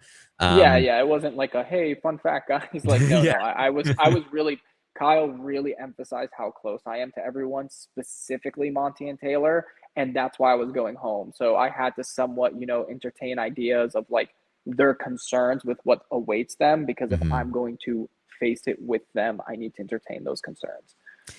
So you head to jury. This is where we really, I mean, we lost sight of you for a couple days in Dire Fest, but this is when we really lose sight of you because our jury content is probably like a total of like 10 minutes, like over the Really? course of all the episodes. Like we had 2 jury segments prior to finale, and then we had the roundtable segment, pretty much, Wow. as to my memory. So Yeah, there Very was not interesting. a lot that we saw from the jury. And then, from what I've heard already, like, the jury was already set on Taylor, and they very much played it like that was not the case on Fallon, which that is understandable to a degree, where it's like if it's Yeah. a done deal, then they don't want to give away the game too early. But even prior to that, it was very confusing to try to like understand exactly what was happening in the jury. So just quickly walk me through like what was your jury experience? Okay, so I'll start it with so I'm obviously evicted. I get to the jury house and I'm thinking I'm either facing Monty or Jasmine. Mm-hmm. Very likely Jasmine. And I walk through, and obviously Jasmine and Indy are waiting there. They're both concerned with me because in their goodbye messages, they're made aware of the leftovers. I had very good relationships with both of them. I obviously didn't work with them. So we kind of just navigate through the whole game, like why it is I didn't work with them, why it is I had to vote Indy out. Obviously, they're both not the happiest with me, but I try to get them to resonate with the fact that, hey guys, I know my me not working with you is more recent, but keep in mind this stemmed because you guys weren't working with me in the beginning of the game, so I made a choice. And obviously they're my friends, and loyalty is a big thing for me. So they're like, they address that. They're like, we're good friends of yours, and you always say loyalty, but you weren't loyal to us. And I was like, yes, guys, because I handed my loyalty to an alliance that you weren't a part of, and that alliance was based on something that was formulated by your guys' movement in the first 2 weeks, along with some information that I got via Kyle. So, me finding out via Kyle that like, the girls are working together, there's old school, there's post pack, all that info. I'm not going to come present it to you guys and be like, hey guys, want to work with me now? No, I'm going to start something else. And unfortunately, you guys won't be made a part of it because I can't risk you going back to your alliance members and telling them and then, disarming it. So we kind of just hashed that out between us three and then just realized the game's the game and we move from there. Yeah, I think so. The first thing we saw from the jury was that now we had seen by the time Indy leaves, she's saying, Taylor, my biggest regret is that I wasn't closer to you in the house. By the time Jasmine leaves, she's saying to Taylor, my biggest regret is that I didn't stand up for you more in the house. And I think not a lot of people like caught that toward the tail end of their stay. And when we get the first jury segment, both Indy and Jasmine are like, go Taylor. And people are like, what? So tell me about that. Like where was the temperature? So they definitely, and Taylor and I actively worked on doing this. We were trying to, somewhat mask how close of a relationship we had. And I had to make that relationship evident to Jasmine and Indy. And then, I know Taylor significantly better than them. And I did a lot of not justification, but full overview and picture on what Taylor and I relationship one was and who Taylor is as a person. So Taylor did her own job in jury management and getting to know them. So obviously Jasmine and Indy didn't start off on the right foot with her, but once they started to get to know Taylor and they were like you said, towards the tail end of it being like, oh, Taylor, like they had their concerns about maybe we were wrong. I then like hammered it down and confirmed like you were. I had very productive conversations with them. Like I was like, this is who Taylor is as a person. This is how I feel, like this is everything. And we spoke a lot about her, which cleared the air significantly just about who Taylor is as a person and then, the behaviors of the first week in the house. And from there, I think, then they had a lot of more respect for her game because, the fact that, it's one thing if Taylor was malicious, but she never was. And she handled the treatment so gracefully. And I think that's where Taylor starts to gain a lot of respect because out the door, the more time people spent with her, the more time and the more opportunity she had a chance to show who she was as a person. She started to grow on everyone. And then, I think as we all confirmed that, it locked in that everyone's feelings initially were wrong and that now, a change needs to be made. Was it ever close in any way for you, thinking like maybe I could give my vote to Monty over Taylor, or really anybody over Taylor? Or was it always like, no, if Taylor is sitting there, it's gonna be her? So I would never blindly just vote for someone. I have to, I have a lot of respect for the game in the sense that I'm going to observe how people played and vote accordingly. Um, I, um, I do think that, and I would, at the time, I was definitely thinking about everyone's game. And the reason I locked in for Taylor is I think her game was relatively similar to how I was playing in some aspects. And that's why I had so much respect for her gameplay. And when I analyzed everyone who's left in the house, well, the second I entered the jury house, I analyzed everyone's game and how they played going forward. I had Taylor as one and Monty as two. That's how I, in terms of like, would have my vote. And, that would be subject to change. I was evicted a month before the game ended. But with each week, Taylor solidified her position. So I was never hell bent on like, oh, I'm going to vote for this person just because they're my friend or I have feelings or whatever the situation is. I wanted to vote for a great player. And Taylor earned that. So I would never give my vote. It has to be earned. So Taylor earned it. And, if Monty maybe have done something that would have got him to, then we'd be having a different conversation. But Taylor solidified and week after week just earned my vote and kept it towards the end. So a big discussion at around this time is that Michael is basically on the cusp of breaking records, tying records competition-wise. He eventually ties the all-time record. Do you have a sense, let's say Michael wins that double eviction veto, goes on to just stomp through the rest of the comps. I'm assuming if he sits next to Brittany, it's a done deal. But let's say Brittany gets cut somewhere along the line and he ends up taking Taylor, which he did say after Brittany left, he would have taken Taylor to the end. Michael versus Taylor, but he's won like a billion competitions. Do you have a sense of how that would have gone? Yeah, for me personally, I think I can't speak for the other house guests, but Taylor still would have got my vote. And the reason being is I have so much, that actually is a harder decision for me than Monty and Taylor. Because I do respect Michael's wins. This is a social game. We do deal with real life issues. So unfortunately, that does have an impact on voting. And ultimately for me personally, I think competitions are amazing. I think they're difficult. I think they're relevant. My thing is the only point of these competitions are for power to influence the social game. So for me, Big Brother is literally defined as a social experiment. So where I place a lot of emphasis on my vote is who played the best social game.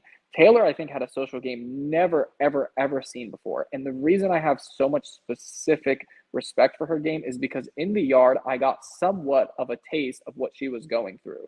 I had, somewhat of a hostile conversation with people, and I had to bite my tongue. I had to, feel some isolation. I had to, just face difficult circumstances. And it's not easy. Let me tell you that. And I in no way will, share the same sentiment because I've seen that, Taylor has had a lot more difficulties and worse things said to her.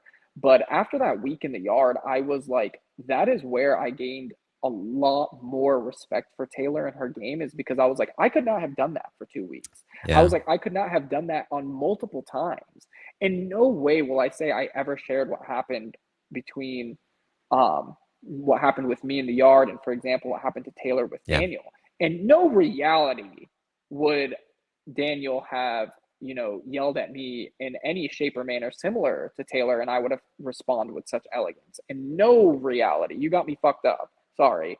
And even with Alyssa, when she, gets a little like hostile in her conversation with me and she's really upset because she's my friend and I understand this is a lot of information I'm relaying on her. And because, I understand the dynamic of what's going on here and, this is a lot of information, she redirects all her anger on Kyle to me directly. So it's not necessarily a miscommunication. It's that she's releasing her frustration on Kyle on me. And as her friend in the moment, I bite it. I take it, but that's like a one-time pass from me. That's due to our relationship, due to the misunderstanding, due to I understand you're emotional. I'm willing, like just I'm gonna be your punching bag right now, which is fine. That's in no way similar. And that honestly, that was a difficult situation for me. It was very hard for me to be that punching bag. Taylor being the punching bag, periodically and multiple times for the wrong reasons. I don't know how she did it. And for me, that is why I was like, from a voting standpoint, it's very hard for me to deviate because she did that and she did it and she came back from it. So as much as I respect Michael's competition wins, he could probably win in any other season. But as impressive as I think Michael's wins are, I think Taylor's social game is more impressive. And for me personally, playing a social experiment, that's where my vote will fall. I love that. I love that because it's such a great point that, everybody saw what Taylor went through. They saw how incredibly strong she was to handle it in the way that she did and how she managed to get through it. And then every single person that got voted out got a very small taste of what it was like.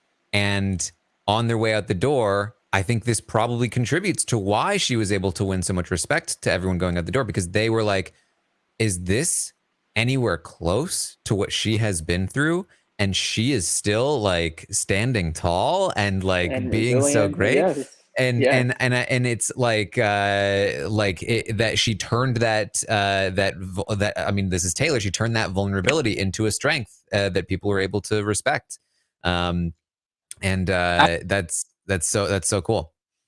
And that's name another house guest that did that type of a social game. And to me personally, I think it needs to be highlighted. I think it deserves the recognition that it got. And as much as, I would respect Michael as a player or Monty, it's very hard for someone like me who what was my game? I didn't win one competition and I made it to as juror number 3 because my initiative was my social game.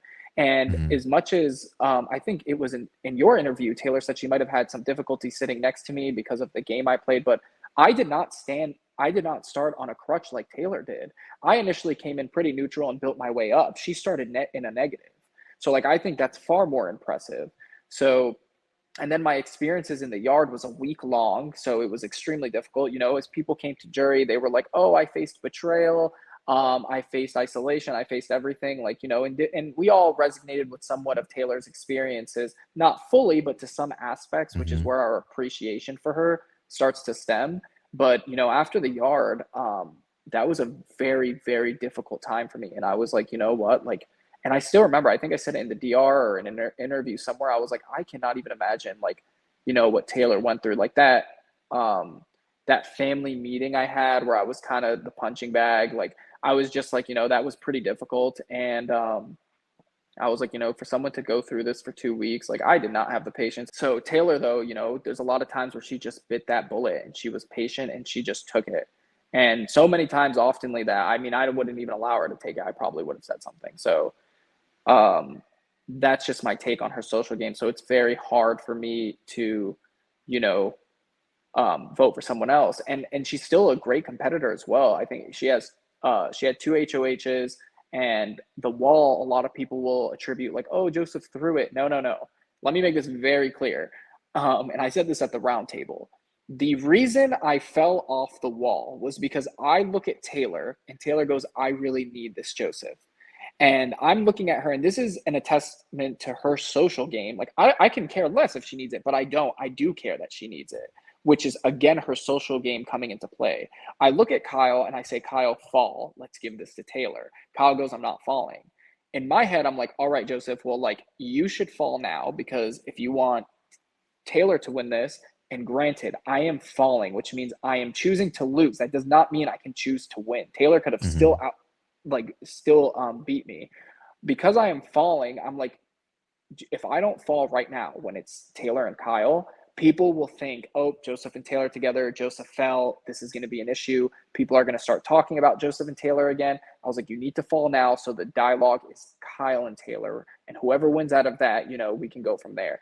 Granted, at this time, I am not made aware Kyle is the threat that he is in regards to my game or Taylor's.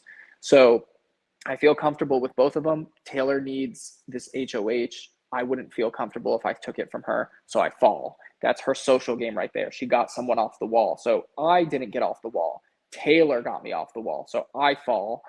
Kyle then actively chooses to beat her. He literally tells me, and I think till today will stand by, he was trying to win that wall. Oh, She yeah. then physically beats him. So then, and a testament to her as a player as well, she's not just playing this great social game and riding the wave. She's also a physical threat and competitor.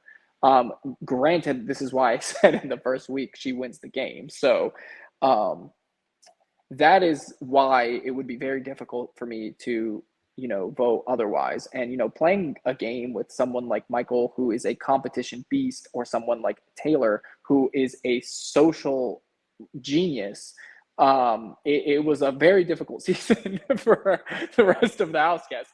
So those two, I think, would have made a pretty difficult vote for jury.